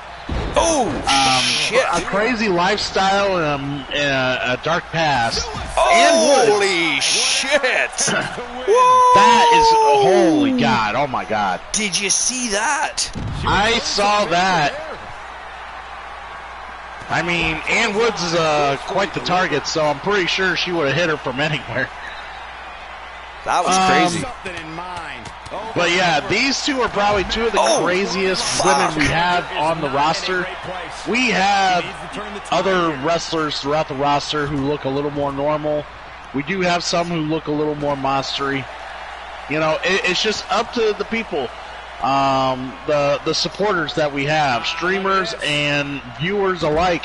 Yeah, we do have some viewers. Yeah, if you're a big fan of the show, you enjoy it, and you maybe feel like you have a little an investment, something to really pull you into watching the show. Always get with us, and we can get yourself a character created if you don't already have a creation. And we can, you'll be able to follow them through storylines and watch them progress in the universe mode, get titles and the like. To the outside. He's making a character right now, Archer. It looks like he has the game. Fuck yeah. You are welcome. You would officially become streamer number 59 or viewer number 59, either or. I was just going to say, Christian Cool is absolutely correct. You do not have to be a streamer to be interactive with the Archiverse. You just have to be a fan. You just got to want to be here and have a good time. That's what the Archiverse is about. Again, it's that late night place to be, whether you're just getting done work, or maybe you're ready to pass out, or maybe you just simply watch the entire show. With a lot of us do that. Everybody is welcome. The Archiverse is a safe haven. It is a place to collect, have a good time.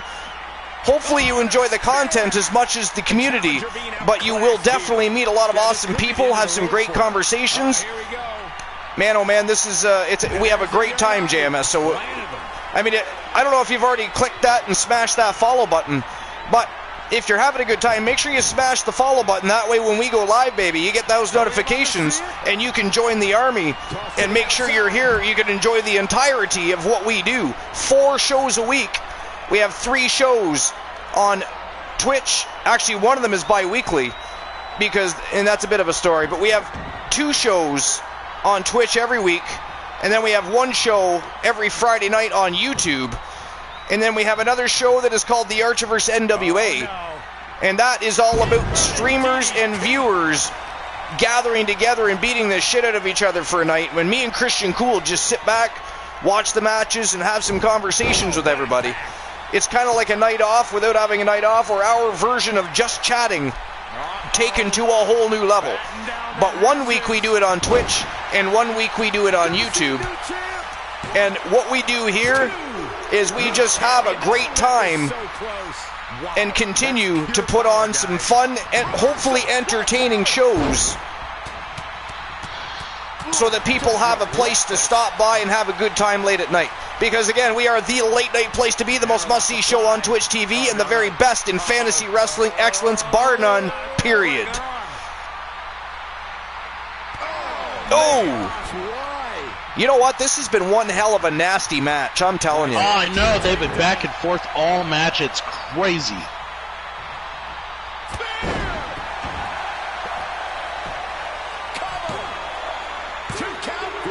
JMS, do you actually have the game? Did you upload a character? Or did you go to Discord and submit something there?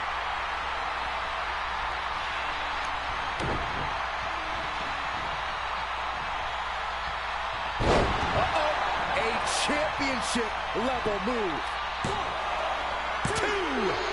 Oh, Jenny Black kicked out again. Jenny Black's making this a match for Ann Woods. Ann Woods thinking this was going to be a walk in the park. Just she thought she was just going to throw her weight around. She's got a lot of weight to throw around, actually. So, on the Discord, in the character build request section, if you scroll up, you'll see the requirements necessary to get the contract negotiation started, so to speak. So I don't know what you already submitted, but just double check that you've met all the criteria so that way we have something to start with. Holy shit! Knee lift to a German bridging suplex. Wow, there it is. There it is, the winner of the match. And still the Archerverse Women's World Champion. My God, she is a beast of a woman, I'm telling you, Christian Cool. From Team Squirrely Ann, she is the Warlock Ann Woods. And what a brutal, brutal matchup that was. Holy hell. You know, if Team Crackin' Skulls was here, he'd tell you what a beast of a woman she is. Well, he'd got to be happy with that outcome.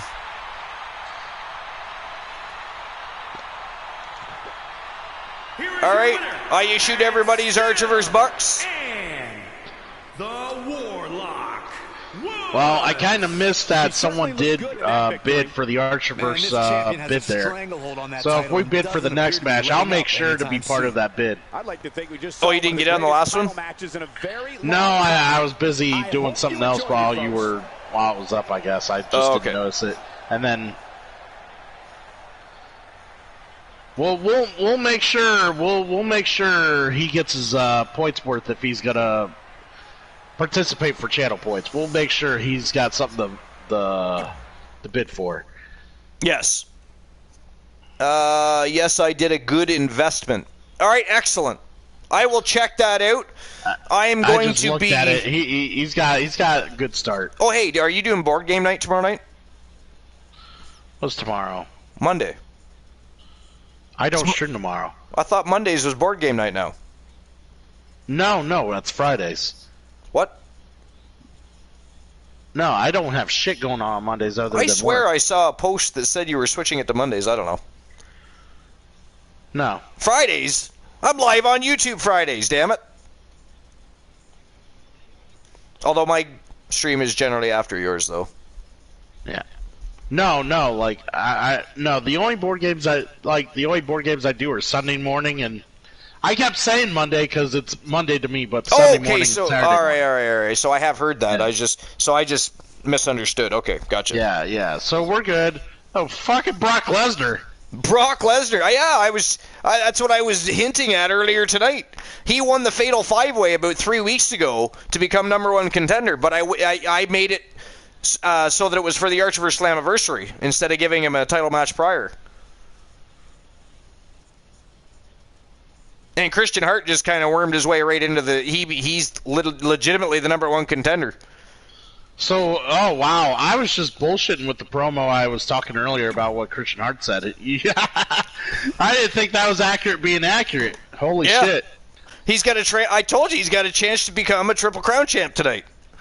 Holy cow. Yeah. Here we go. Are you a big fan of board games, JMS?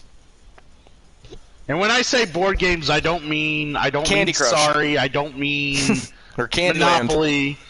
I don't mean Candyland. I don't mean Cards Against Humanity. Do you play like Hungry Catan? Hippo? Yeah, you're a hungry hippo. Faggot. Hungry. All right. Do you enjoy Catan, Carcassonne, Ticket to Ride, any of those sort of games? Or Gloomhaven. Or Gloomhaven, yes, Gloomhaven. Snakes and Ladders. Oh, sorry, that's No. Jumanji. Fuck off.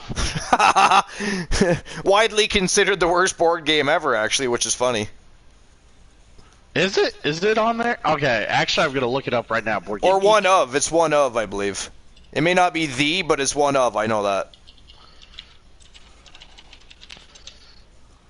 Hey, I didn't know any of them either, JMS. I knew about board games, but I didn't know board games to the level some of these crazy fucks know board games. They know board games, and they can play, and it is really entertaining.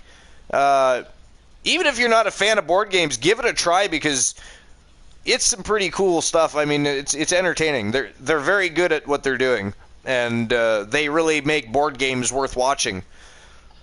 Even if yeah, you do. Even if that sounds strange, trust me.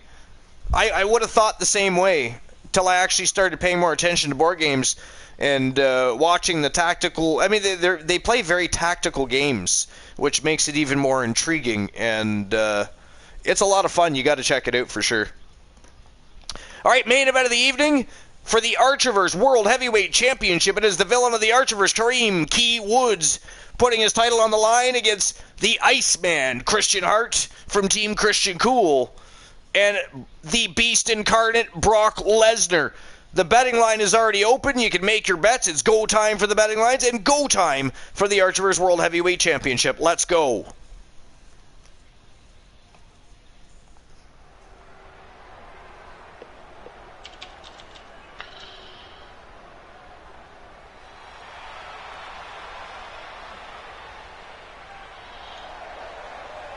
By the way, so I'm looking it up right now. Is it this one or what's this one? Okay, a playable prop. So you mentioned Jumanji and how bad it is. So we use a resource, BoardGameGeek.com. Yeah. It is the premier website for board gaming in general. It is ranked. Can you tell me where it is ranked? I just know it was ranked as one of the worst board games. It is one of the worst. It is pretty far down there. It is ranked overall 21,751. That is low on the list of good board games. That is low. Holy shit. Oh, so low. That definitely earns the title of a worst board game of all time. Jesus, that's bad. But you're down there, like it's down there with Connect 4 and Monopoly Junior and Barrel Monkeys. JMS says, I don't know any of those, but I'll try it out. I don't put money on bad investments. Very specific.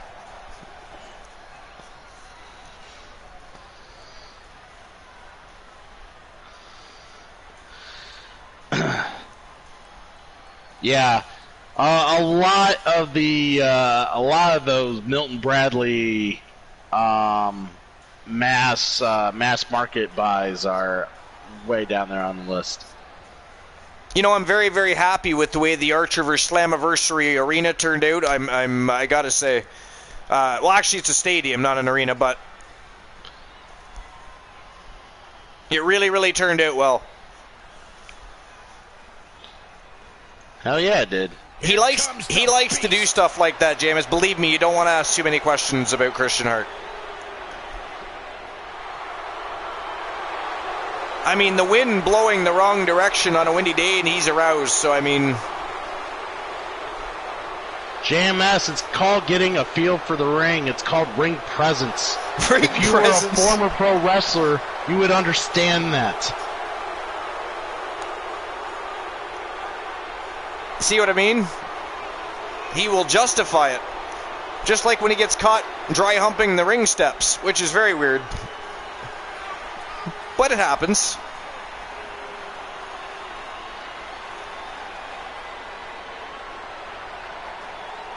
This is going to be one hell of a matchup. Brock Lesnar, Christian Hart, and the villain of the Archerverse in one ring, fighting for the most prestigious championship belt in all of professional wrestling, the Archerverse World Heavyweight Championship.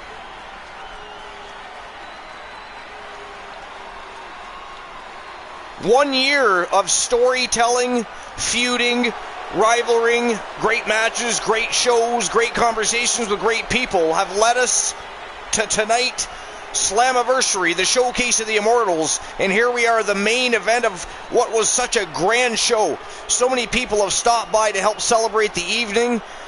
Great matches. It's just been a fun evening. Appreciate you all, by the way. Thank you very much for your unwavering support. And I'm always excited to spend some time with everybody and have a good time while we watch some great shows and matches and hang out, of course, with Christian Cool as we do our thing, even if sometimes that is marveling in our own creation. Again, I really love the Archerverse Slammiversary Arena. I'm glad it turned out the way it did. It added to the excitement of the evening. I've also created a new Thursday Night Thunder Arena, and if you haven't already seen the VOD for that, I did give a preview of that. Thunder. Nah, I got Thunderstruck stuck in my head. Thanks. The reigning, defending, undisputed Archerverse World Heavyweight Champion, the villain of the Archerverse, Kareem Key Woods, dancing his way to the ring and looking oddly confident considering the company he's keeping, by the way. JMS says, I just call him horny. Apparently the villain a little horny himself right now, so to speak.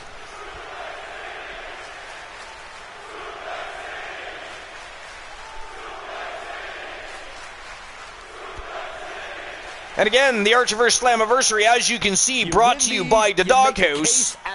From Team The Dogface, we have Team Kraken Skulls, Team The Turret Man, the Archerverse, and of course the staple, Team Christian Cool, all bringing you the showcase of the Immortals tonight. So unique. One of the things people forget is that stamina and creativity, the logos you see on the barricades, up in the rafters, on the electronic billboards, by the Titantrons. And you'd better have stamina because you're going to be all over the arena withstanding all sorts of attacks. The unsung heroes. That's one of the reasons the WWE Universe loves these matches so much. Their favorite superstar. And the villain is going to town here. Nice evasion by Hart. Lightning fast reflexes. This is going to be a slobber knocker. Oh, nasty impact. A barn burner. Indeed it is. Thank you, Carliti. Lesnar, you know, having his way with Hart, I am not a fan of that. And Carliti, thank you for being part of the Army. Thank you for being here. Thank you for finding some sort of quality in value and entertainment to want to come back each and every week and have a good time with us. Thank you. I mean, professional wrestling isn't for everybody, but I do try to offer some sort of content, whether that be the storylines we're currently working with, or some of the matchups and the adversaries, or the fun that Christian Cool and I have on a normal broadcast, where we're going back and forth at each other's throats, and all. We like to add that element of the heel and the face broadcast and play-by-play announcer. We just like to change it up and have a good time. We look for ways to draw people in, and in some cases tweak that nostalgic nerve that some people have when they remember a time that they love to watch pro wrestling. And that way we can build on that relationship and offer you our take on professional wrestling, our perception of the business we love. Big back body draw. You see the height on that? Man, oh man, Christian Hart. Oh, Christian Hart was trying to. That's the kind of thing Christian Hart's going to have to do if he's going to want to stay on top of someone like Brock Lesnar. I'm sorry. I don't disagree, but it hurts to watch that. It quite literally hurts to watch that. Look at this. Hey, I guess you never know. Oh, big back body drop. Powers out. Oh, over the top rope goes the Beast Incarnate. Yes. The villain wants nothing to do with Brock Lesnar. The Iceman wants nothing to do with Brock Lesnar. They're going to do what they can to keep Brock Lesnar out of this match. Oh, Brock Lesnar reinserting him in said match. But the villain from behind, big pendulum backbreaker. Woods is doing a very good job of controlling this match so far. Well, he waits till the big man's distracted, then he attacks. And so far, the pincer attacking's been working. Christian Hart taking a page out of his book, apparently. Oh, look at this! Cross-face chicken wing. God, will he make him tap? Chicken wing. Oh, he stomped him in the foot. Big elbow to the face. And Brock Lesnar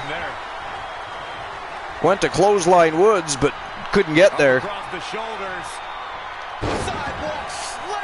Damn. Dropped that elbow right in the sternum. And there's still plenty of fight left. Yeah, he's not done yet. 2 count only.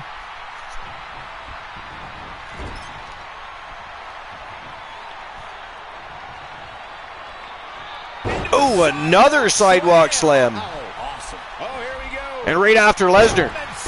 Good Lord. The champion showing some dominance here tonight, folks. He's in big trouble. He's got to keep his eyes open, though. You got to grow eyes in the back of his head. He's in there against the Iceman and the Beast Incarnate.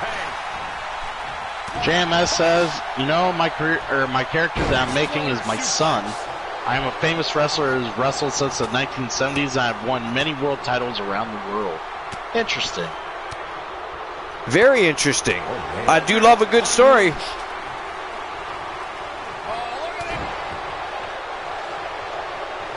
Yet another counter. It's like they're both somehow one step ahead of each other. Uh-oh.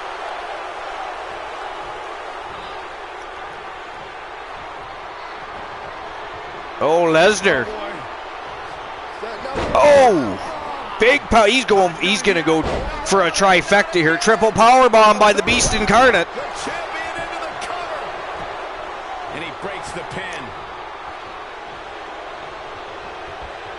Back over the top rope goes Lesnar. Woods eliminating the big man. And there goes Christian Hart. What the hell was the point in that? Now he's out there with 2 vicious dogs in their own elements. Back now inside the ring. I mean, Christian Hart and Lesnar love a good battle outside the ring. Woods changed his mind there. JMS says if we have any questions about his career, he will answer. Wow, what an arm drag. Fantastic. There he goes. Who wants to ask the first question? Oh, I'm just wondering who he wrestled as. And another kick out. Way too early. There you go. What was your moniker? Just punched him right in the mouth. Relentless. Enough already.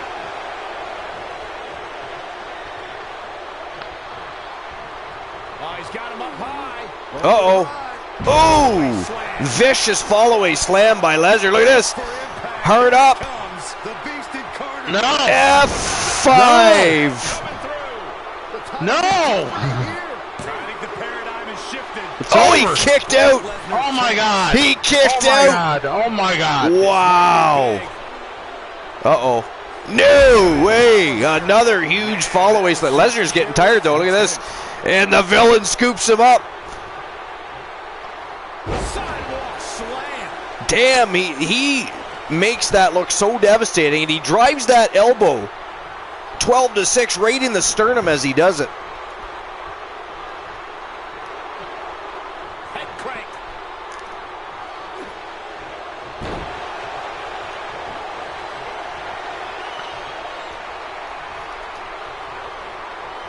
So yeah, JMS, who did you wrestle as? What was your wrestling name? What was your moniker? Who did you wrestle for? Did you pack a lunch or did you buy your lunch? Did you have a manager? Did you have a locker room? Did you ride in a private jet? How about a limousine?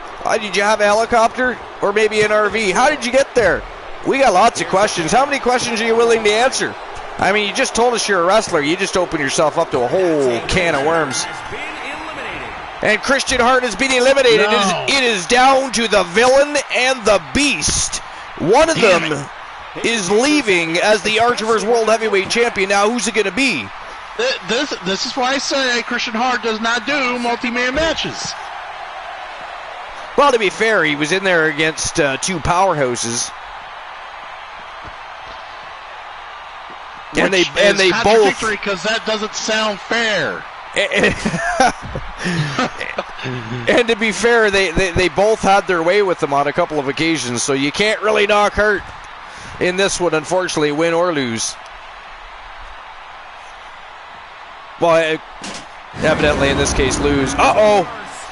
Lesnar going beast mode. The Villain might be in a little trouble here. Damn.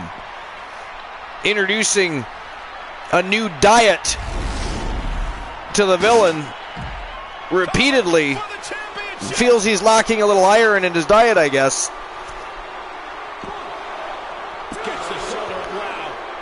Two count only. The Villain still in it to win it.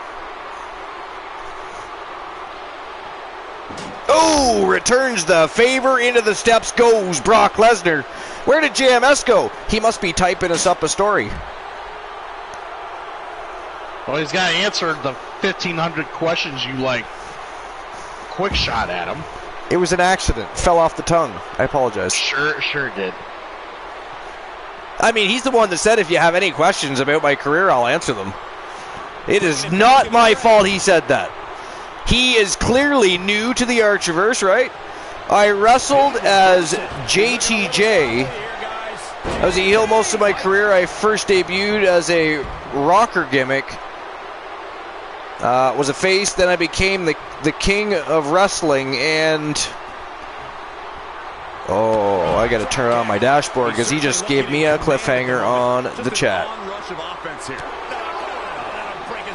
If you weren't new, I'd ban you right now. Damn it, my dashboard won't. Christian, you're gonna have to read that for me. All right, I'll read it. I hate Twitch Mobile. And temper your expectations. I wrestled as JTJ. I was a heel most of my career. I first debuted as a rocker gimmick. Was a face. Then I became the king of wrestling, and that's when I skyrocketed as a heel. In the 2000s, I got injured and came back as a crazy maniac. I was tired of losing and getting injured. Then I went back to my king of wrestling gimmick in the 2010s, and I retired against Undertaker at WrestleMania. Yes to everything you said. I wrestled in WCW, WWE, WWF, NJPW, and Impact Wrestling. That is a fantastic backstory. Crazy. I love all of that. You have come to the right place, sir. That's exciting. Very exciting. It is. I like someone who basically has their life story just rolls off the tongue. Thank you, JMS. That was very much appreciated. Yeah, that was awesome. I mean, that was such a fitting tale on an evening where we're celebrating 1 year of being the very best in fantasy wrestling excellence, bar none, period. And we get somebody, a wrestling fanatic, an enthusiast, much like ourselves, Christian, waltzes into the broadcast, and not only immediately wants to become interactive and have a character created, but has a tremendous backstory to offer. What a fantastic night this has been, honestly. Very great night. Fantastic night. You guys are also awesome. You know, I can't tell you who I want to win here. I almost want Brock Lesnar to win. This is one hell of a match so far.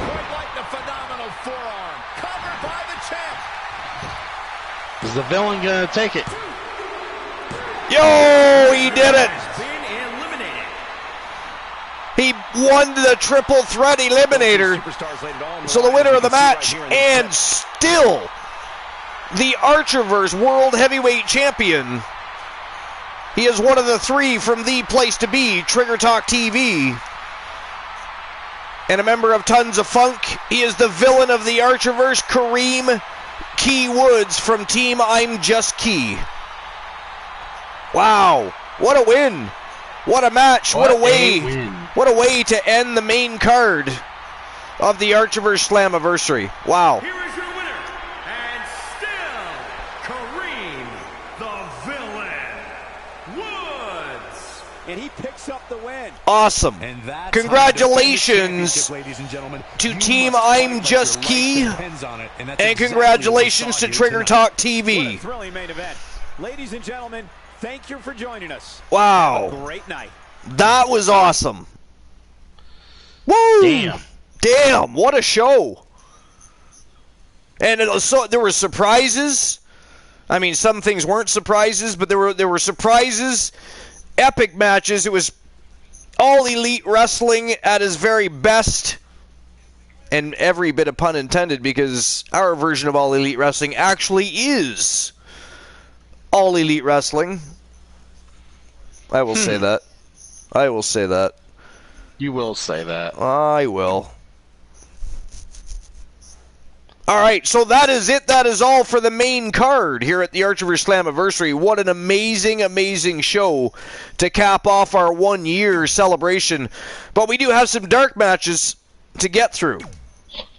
I do have a surprise matchup, and of course our next match, our next show, it does say WCW Monday Nitro is our next show, but that show is actually no more. I just had not removed it from the docket yet because the roster was still participating at the Archerverse Slammiversary because they were a staple throughout the year.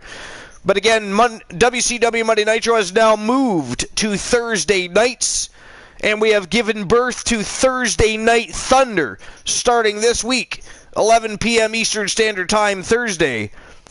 Vinny K is going to go big and look to raise the bar, so to speak, and put on a good show for everybody involved that's going to show up and watch everything go down and some heads roll, because it'll be one of the fallout shows from the Archerverse Slammiversary.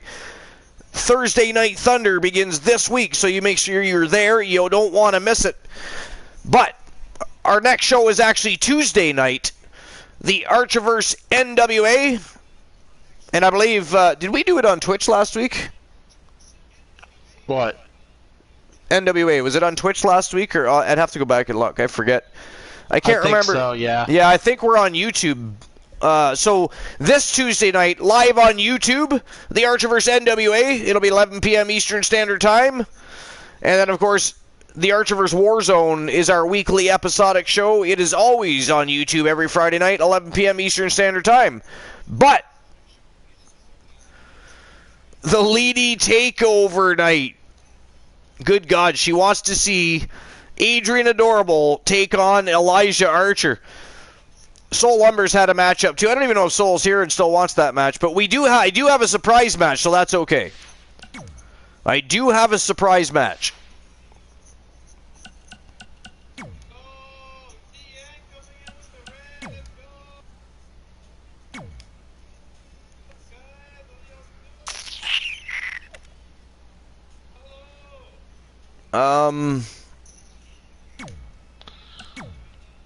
What was the dark match? You're gonna find out in a minute. Oh, you got it written down somewhere? I have it written on the cerebrum, baby.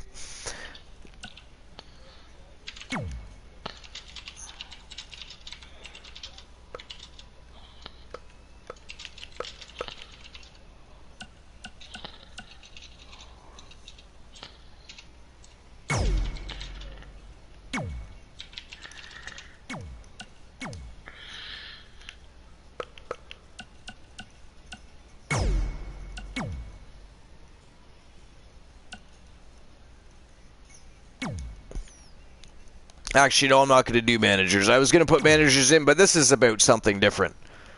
This is about something different.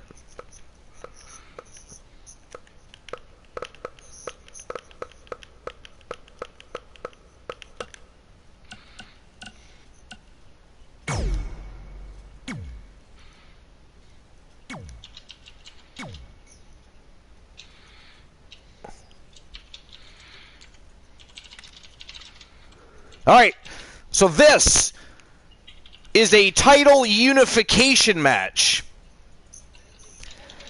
This is a matchup between the Iceman Christian Hart and Reese the Voice Williams. It is a title for title match, champion versus champion. The Archerverse Dragon Pure Wrestling Champion versus the Archerverse Northern Continental Heavyweight Champion. The winner will be the holder of both titles, unifying them. And of course, management is already underway with the design of a brand new championship for that unification. But tonight, one person is walking away with 2 championships.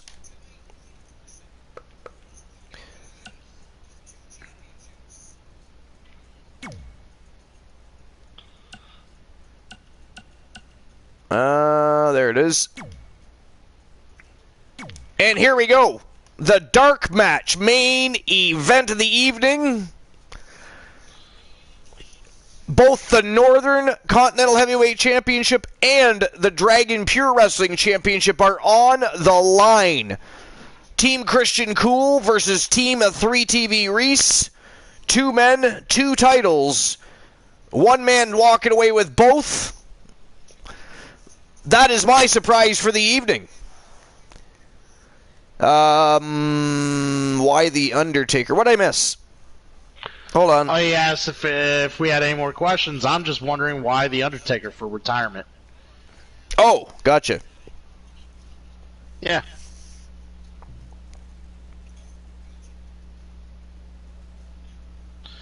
Because he hated his guts and he wanted him to make him an actual dead man. Nice. Unfortunately, he put his career up on the line, I guess. And unfortunately, the dead man prevailed.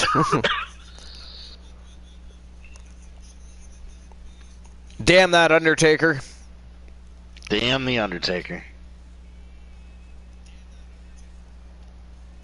So, and now your son is picking up where you left off and entering the business. Wants to make an immediate impact, I assume.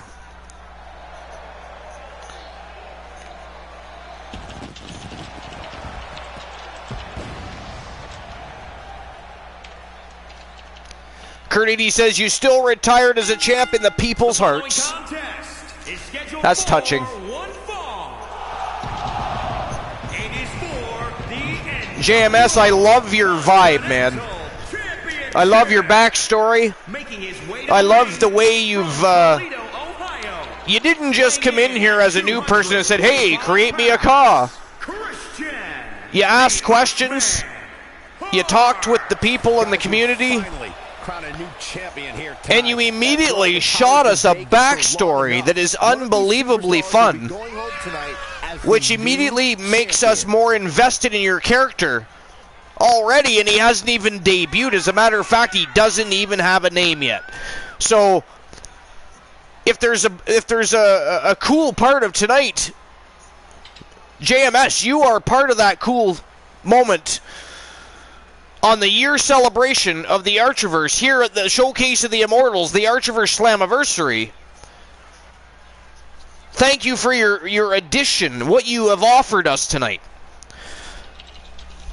Little bit of extra entertainment value from JMS and you, sir, are appreciated. Thank you so much. Not just for himself, but his opposition as well. I know Christian Cool appreciates it. Oh, hell yeah. And Curlidi clearly appreciates it.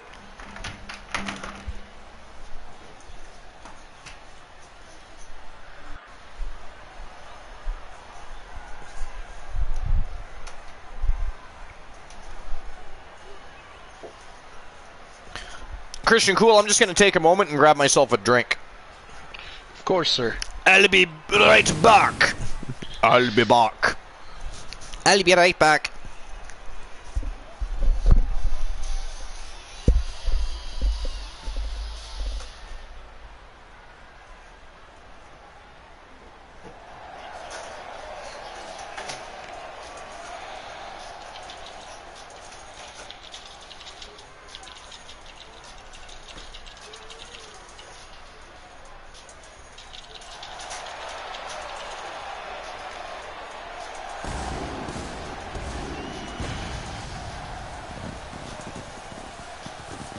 And his opponent from Boston, Massachusetts, weighing in at 255 pounds, Reese the Voice Williams.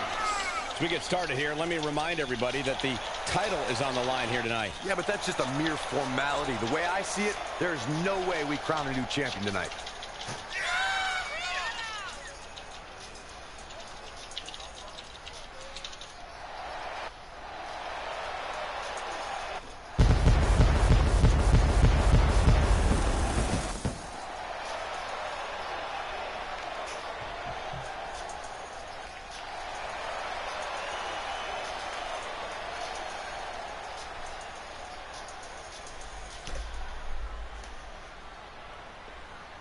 A fully confident challenger in their corner, absolutely hell-bent on capturing the title.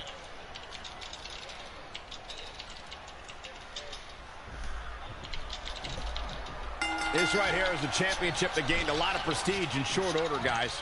Yeah, I mean, once a title match is called by yours truly, you know it finally matters in our industry. Well, you're certainly not Mr. Modest today, are you, Corey?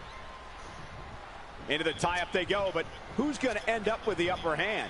Working for control, in full control. Working for control.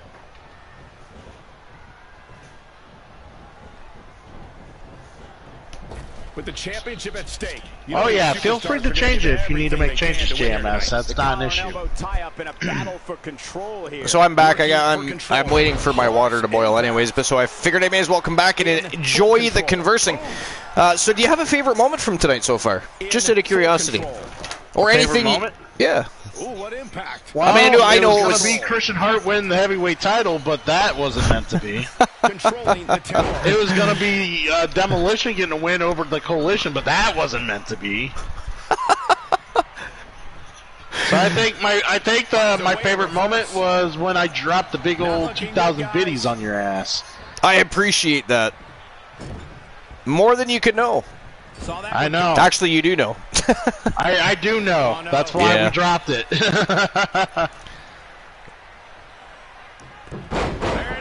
I have to, before I forget, make sure I issue everybody's Archerverse bucks. Complete stupidity, Cole. Oh yeah. Oh man, There we go. Last championship matchup. My goodness. The Archerverse bucks have been issued. Snapmare. So remember, folks, this is for both titles. Ooh, what a damaging blow. It is the Iceman Christian Hart and Reese the Voice Williams, and both the Archerverse Northern Continental Heavyweight Championship and the Archerverse Dragon Pure Wrestling Championship are on the line. It will unify the titles to form one championship. I'll be interested to see what they come up with a design. I assure you, I have no idea. One of the most impressive moves I've ever seen. The damage he's taken is starting to pile up. He had to be prepared to take some damage tonight. Whoa, come on. He's been quickly taking control here. The advantage is And quickly going for the cover. That wasn't even close to 3. Still a lot more fight left. How impressive was that reversal? Kick. Nasty kick. Hold on, guys. This isn't good.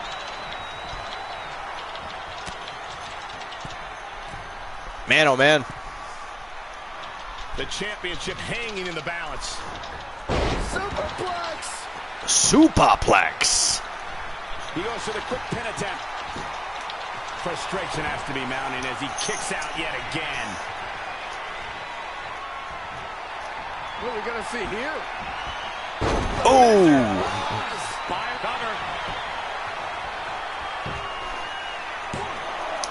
It's going to take a lot more than that to keep him down. He is not going to go down without a fight, Michael.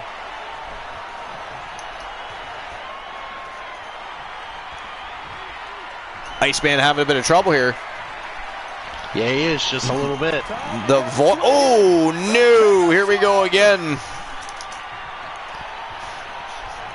The King of Swing by the Voice. Look at this.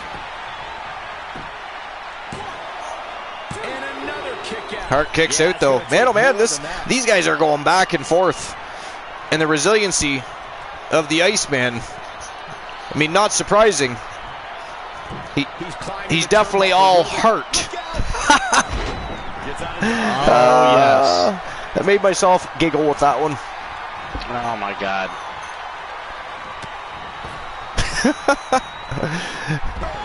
Oh, shit. The Iceman with a little ruthless aggression there. God damn. Bringing it back into the ring. I don't know, you come up with any more zingers like that, I'm going to say he's a walking, like a walking mantra of 80s ballads. He's absorbing some Ouch. tough hits now. Things are not, this may very well be it. Words can hurt, you know, according to the new generation, sir. Hey, some of those 80s ballads are still good. I don't want to hear it. Fair. Hoisted up. Oh, big gut buster.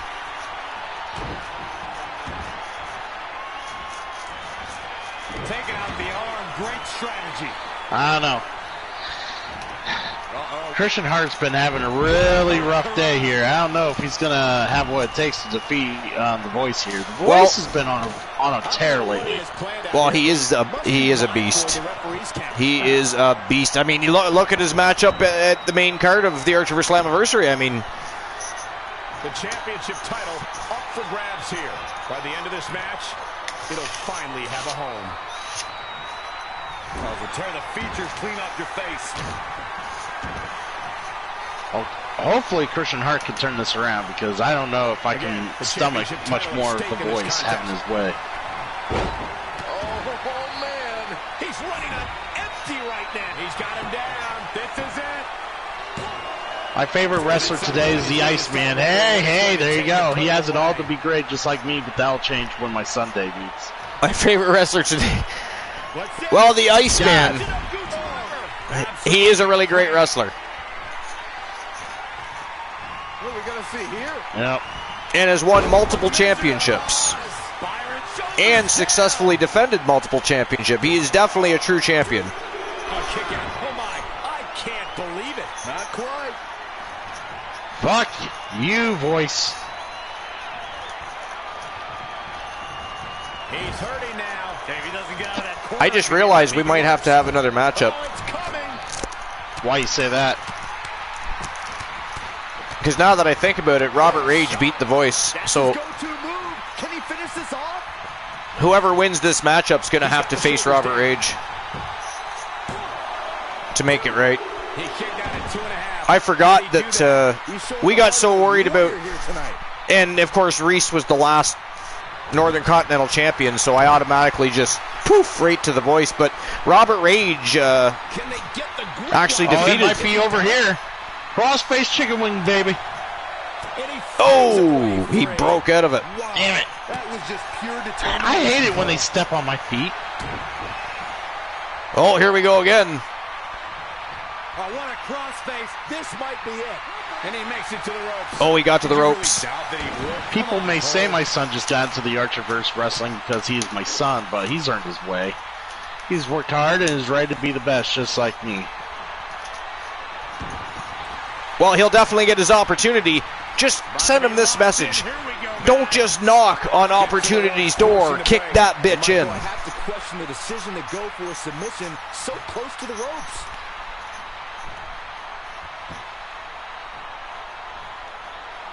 Look at this. He's just staring as the Voice wobbles and staggers.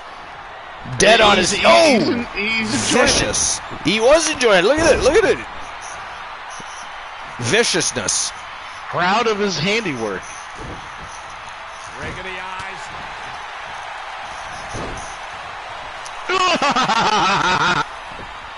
Here's a cover. 1, 2, 3, no. Oh, the champ kicks out at the last possible moment. Oh, right up there. What's it gonna take? I mean, a hair follicle separated the canvas and Zombie's hand. Uh-oh, sharpshooter. About to be locked in. Here we go. Sharpshooter locked in here, folks. Yo, there it is. That's it. That is all. Ah, yes. Yo, the winner of the match.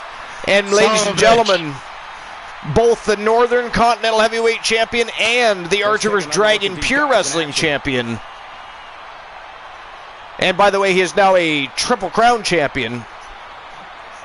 From Team Christian Cool, the Iceman Christian Hart. However,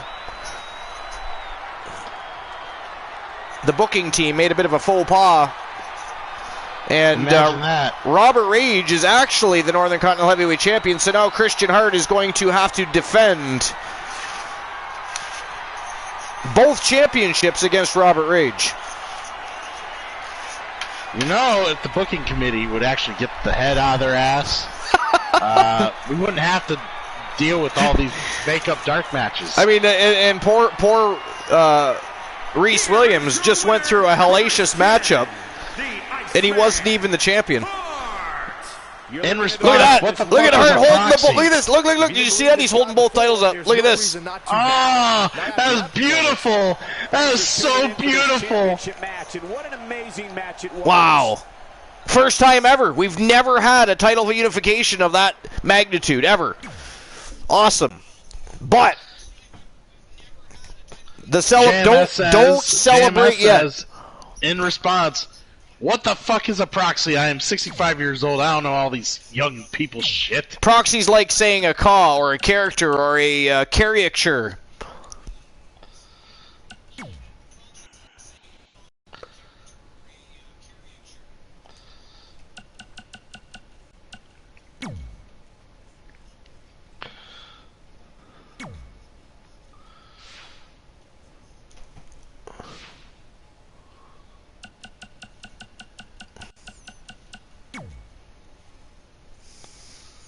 Oh, we know you were joking. That's for sure. We like that you're staying in character. I definitely know you're in character. So.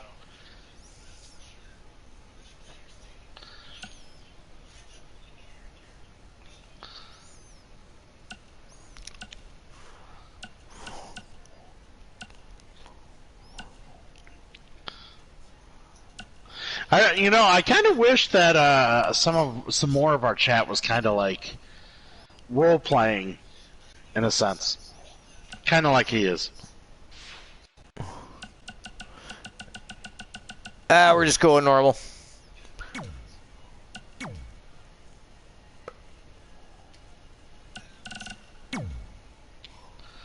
I mean, so me being a fan of role playing in D&D, I enjoy what you're doing.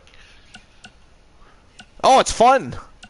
It's absolutely a good time, and that's what fantasy wrestling is about. I mean, it's not something that's required here at the Archerverse, but something that's more than welcome. And if people want to jump into character and have some fun role-playing in the chat room from time to time, I'm game. Take my money. Fuck yeah, I'll play along. Take my money. If any unsuspecting chat member doesn't understand what's going on, they're lost. We'll make fun of them. Hey, all kinds of crazy shit and villainy happens here at the Archerverse. You're either down... Oh, dude. No. They call it the JMS effect. Don't go there.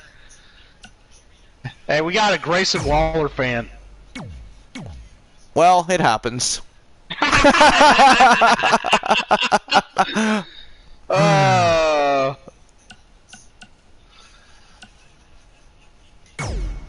I'm very interested to see what happens next with Grayson Waller. Where do they go with him? Just very interesting. He's the hottest heel they got right now on that brand. I'm just very curious what happens. Yeah, me too. I'll be honest.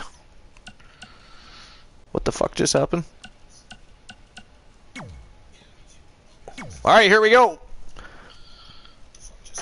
The actual unification matchup, even though Christian Hart, you know, imagine after beating The Voice, if he's to lose to the Falcon, no offense to Robert Rage. He won, he beat The Voice himself tonight, but not as handily, because Robert Rage got beat up pretty good by The Voice tonight. Christian Hart, however, did not get beat up. Very handily defeated The Voice in a great technical battle. And so this is a very intriguing matchup here right now. I got to be honest. This is a very intriguing matchup. I love how you keep comparing about Robert Rage and The Voice. It's like comparing macaroni salad and potato salad when no one gives a shit. They just want more sandwiches. Give them more Christian Hart. More Sammys. Make me a sandwich. That's right. I'm not making you a sandwich. I gave you 2,000 biddies. Make your own sandwich. 2,000 biddies from Team Christian Cool tonight. How about that? And a sub. A sub and 2,000 biddies. I mean, that is generosity that is obviously never required, and hopefully you never feel obligated, but definitely appreciated, and a great show of support. It is for the Dragon Pure. Well, when you got a good friend who shamelessly and selflessly promotes your brand on a day in, day out basis, and has I know Carnetti's a very nice person. Yeah, it's just when you got somebody who's willing to do that, and you just, you know, eventually it's just you gotta give a little something. Well, I appreciate it, and I appreciate the kind words. And it'll always be selfless, because this is not something that is just about me. This is about all professional wrestling fans, and something I'm with you and Turret Man and Kraken Skulls even has been a huge part as of late. Even Soul Embers. I mean, Glenola, obviously. There's so many people. J Negative Gaming. You know, the Trigger Talk TV. But I mean, what we've built together. The main goal is simply to entertain the masses, have a good time, bring a bunch of great people together, and enjoy some fun, entertaining matches and shows, and offer new things all the time, whether it be new championship belts or new pay-per-views, new TV shows, whatever we're doing. We try to make changes. We try to keep it fresh. We try to keep the storylines going, the rivalries going, and It's just a lot of fun, and the reason it's a lot of fun is because of all of you guys. And so, you know, I always appreciate the kind words. I always appreciate, you know, everybody offering what they feel is credit where credit is due, but the credit really goes to everybody else, because you guys are the foundation. The walls, the roof, and the basement all slammed together as one giant household to encompass the Fam Jam. So I appreciate you all. Of course, the title is on the line in this one, guys. And don't be surprised if history is made here tonight. I know the champ has looked good as of late, but I'd say the opposition has looked And Christian Hart has one of the longest cinematic entrances of all these days. You'll notice he doesn't make fun of the Soul Man's entrance anymore, because I believe the Soul Man's new entrance actually is shorter than his own. He does love the spotlight. He does love the spotlight. Hey, why is Robert Rage getting in the camera? What the motherfucker? Someone tell that Spanish-speaking idiot where he needs to stand. Said that, and I'll show you somebody who doesn't know the first thing about sports entertainment. Did you see that? He tries to take Christian Cool spotlight. All right, my coffee is ready, so I'll be just a few moments while I grab that, and I actually have to pee too. JMS says his favorite rivalries. 86. Faced Hulk Hogan, got his first world title against him. Fuck yeah. The 90s. He had rivalries with Stone Cold, The Rock, and Triple H. the 2000s, he fought against Angle, John Cena, Jeff Hardy, and Abyss. And then the 2010s, it was Undertaker, the one that really takes to kick everything else I did not like. I did it for the money. Introducing the challenger from Windsor, Ontario, Canada, weighing in at 247 pounds, Roberts, the Falcon. Reigns. That one takes the kick? Or do you mean that one takes the cake? And introducing the champion from Toledo, Ohio, weighing in at 225 pounds, Christian, the Iceman Hart. You can see it in everyone's eyes. They all want this championship.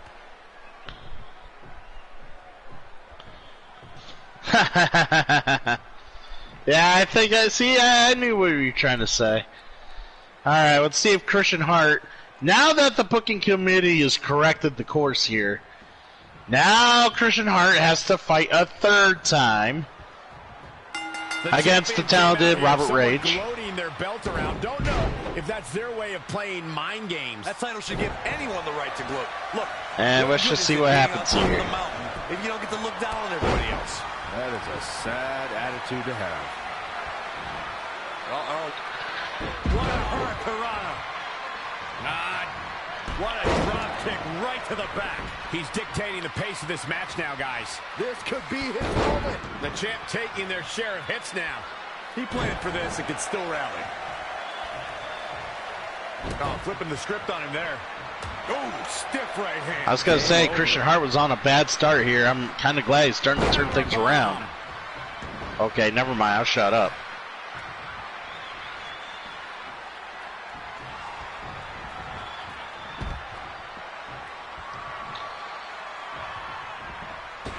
Championship on the line. Uh-oh. Ooh, well measured.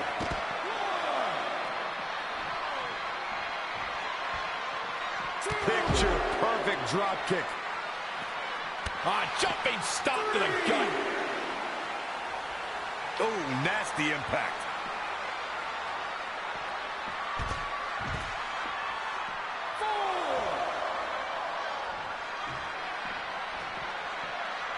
He's in a bad spot, guys. I wouldn't be surprised if he hightails it through the crowd. You should go with him, Byron. Avoiding trouble there. Oh, elbow to the knee. That'll hyperextend your leg. Hopefully we don't end up with the count out here. Bulldog. 8. Great agility there. 9. Got to be careful not to get counted out here. And he finally gets back. Someone decided to stay in the ring. Come on. There we go. Counted out there, Michael. Sit out pile driver. All right, Christian Hart with a devastating pile driver. Let's see what else he can do. See how he follows up. The title cannot change hands by countout or disqualification. You can lose the match, but still keep the championship.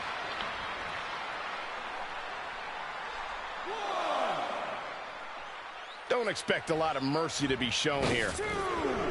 Suicide dive! That looked like it hurt like hell. Great match here, but if you miss, Rage I is have in returned. pain. Oh my God! What have I missed? You should have seen it, Archer. Christian Hart did a suicide dive through the ropes, and not only did he hit Rage, but Rage ricocheted off the barricade hard. Wow. Rage is really going for broke here. Oh yeah, I mean,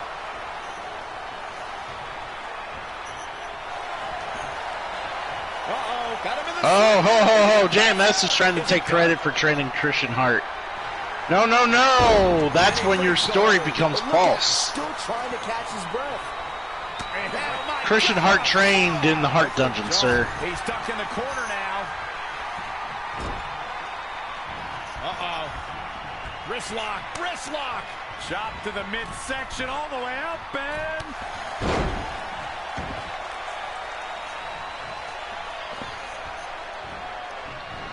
Robert Rage looking all the more impressive, and he really is. He had a great match earlier tonight, beating the Voice Reese Williams. I mean, Stop to the gut. His offense is on point right now. how we accidentally booked Christian Hart versus Reese Williams. Oh, crossface chicken wing. Got the cross, and the rope forces the break. Oh, rope break. No way. I think GM, I think this new old comer, this old fuck that's hanging out in our chat thinks he trained everybody that's in the professional wrestling business. Did he? Well, he tried to claim he trained Christian Hart. A high risk minute. Here we go. Oh, he landed it on the knees. Oh shit. Oh shit. Yeah.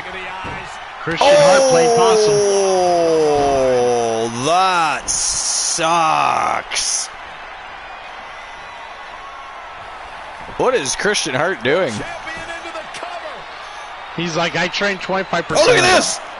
Look at this! Yes! Oh, he kicked out. Hart had his feet on the ropes. Christian Hart was cheating. Did you see that? Did everybody see that? Yes, I saw that. What a shot. His little body was able to reach the ropes. Oh! What a move by Hart. Did you see that? Oh, yes. Precise second rope moonsault. I preferred that. Uh-oh. It's shades of... If you want to know why Christian Hart does the second rope moonsault, it's shades. Oh, there it is! Is it that over? is it. That is all. The Falcon Robert Rage taps out. And the winner of the match, and now undisputed, reigning defending holder of both the Archerverse Northern Continental Heavyweight Championship and the Dragon Pure Wrestling Championship. They are now unified. We will see a brand new championship that will replace both in the very near future. So stay tuned.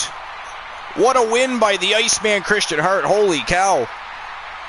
But yeah, I was trying to say, the reason Christian Hart does the second rope moonsault, it's pay tribute to Bret Hart's second rope elbow drop. Here is your winner. Why go to the top rope when you could just make sure it's a nice, clean, precise hit from the second?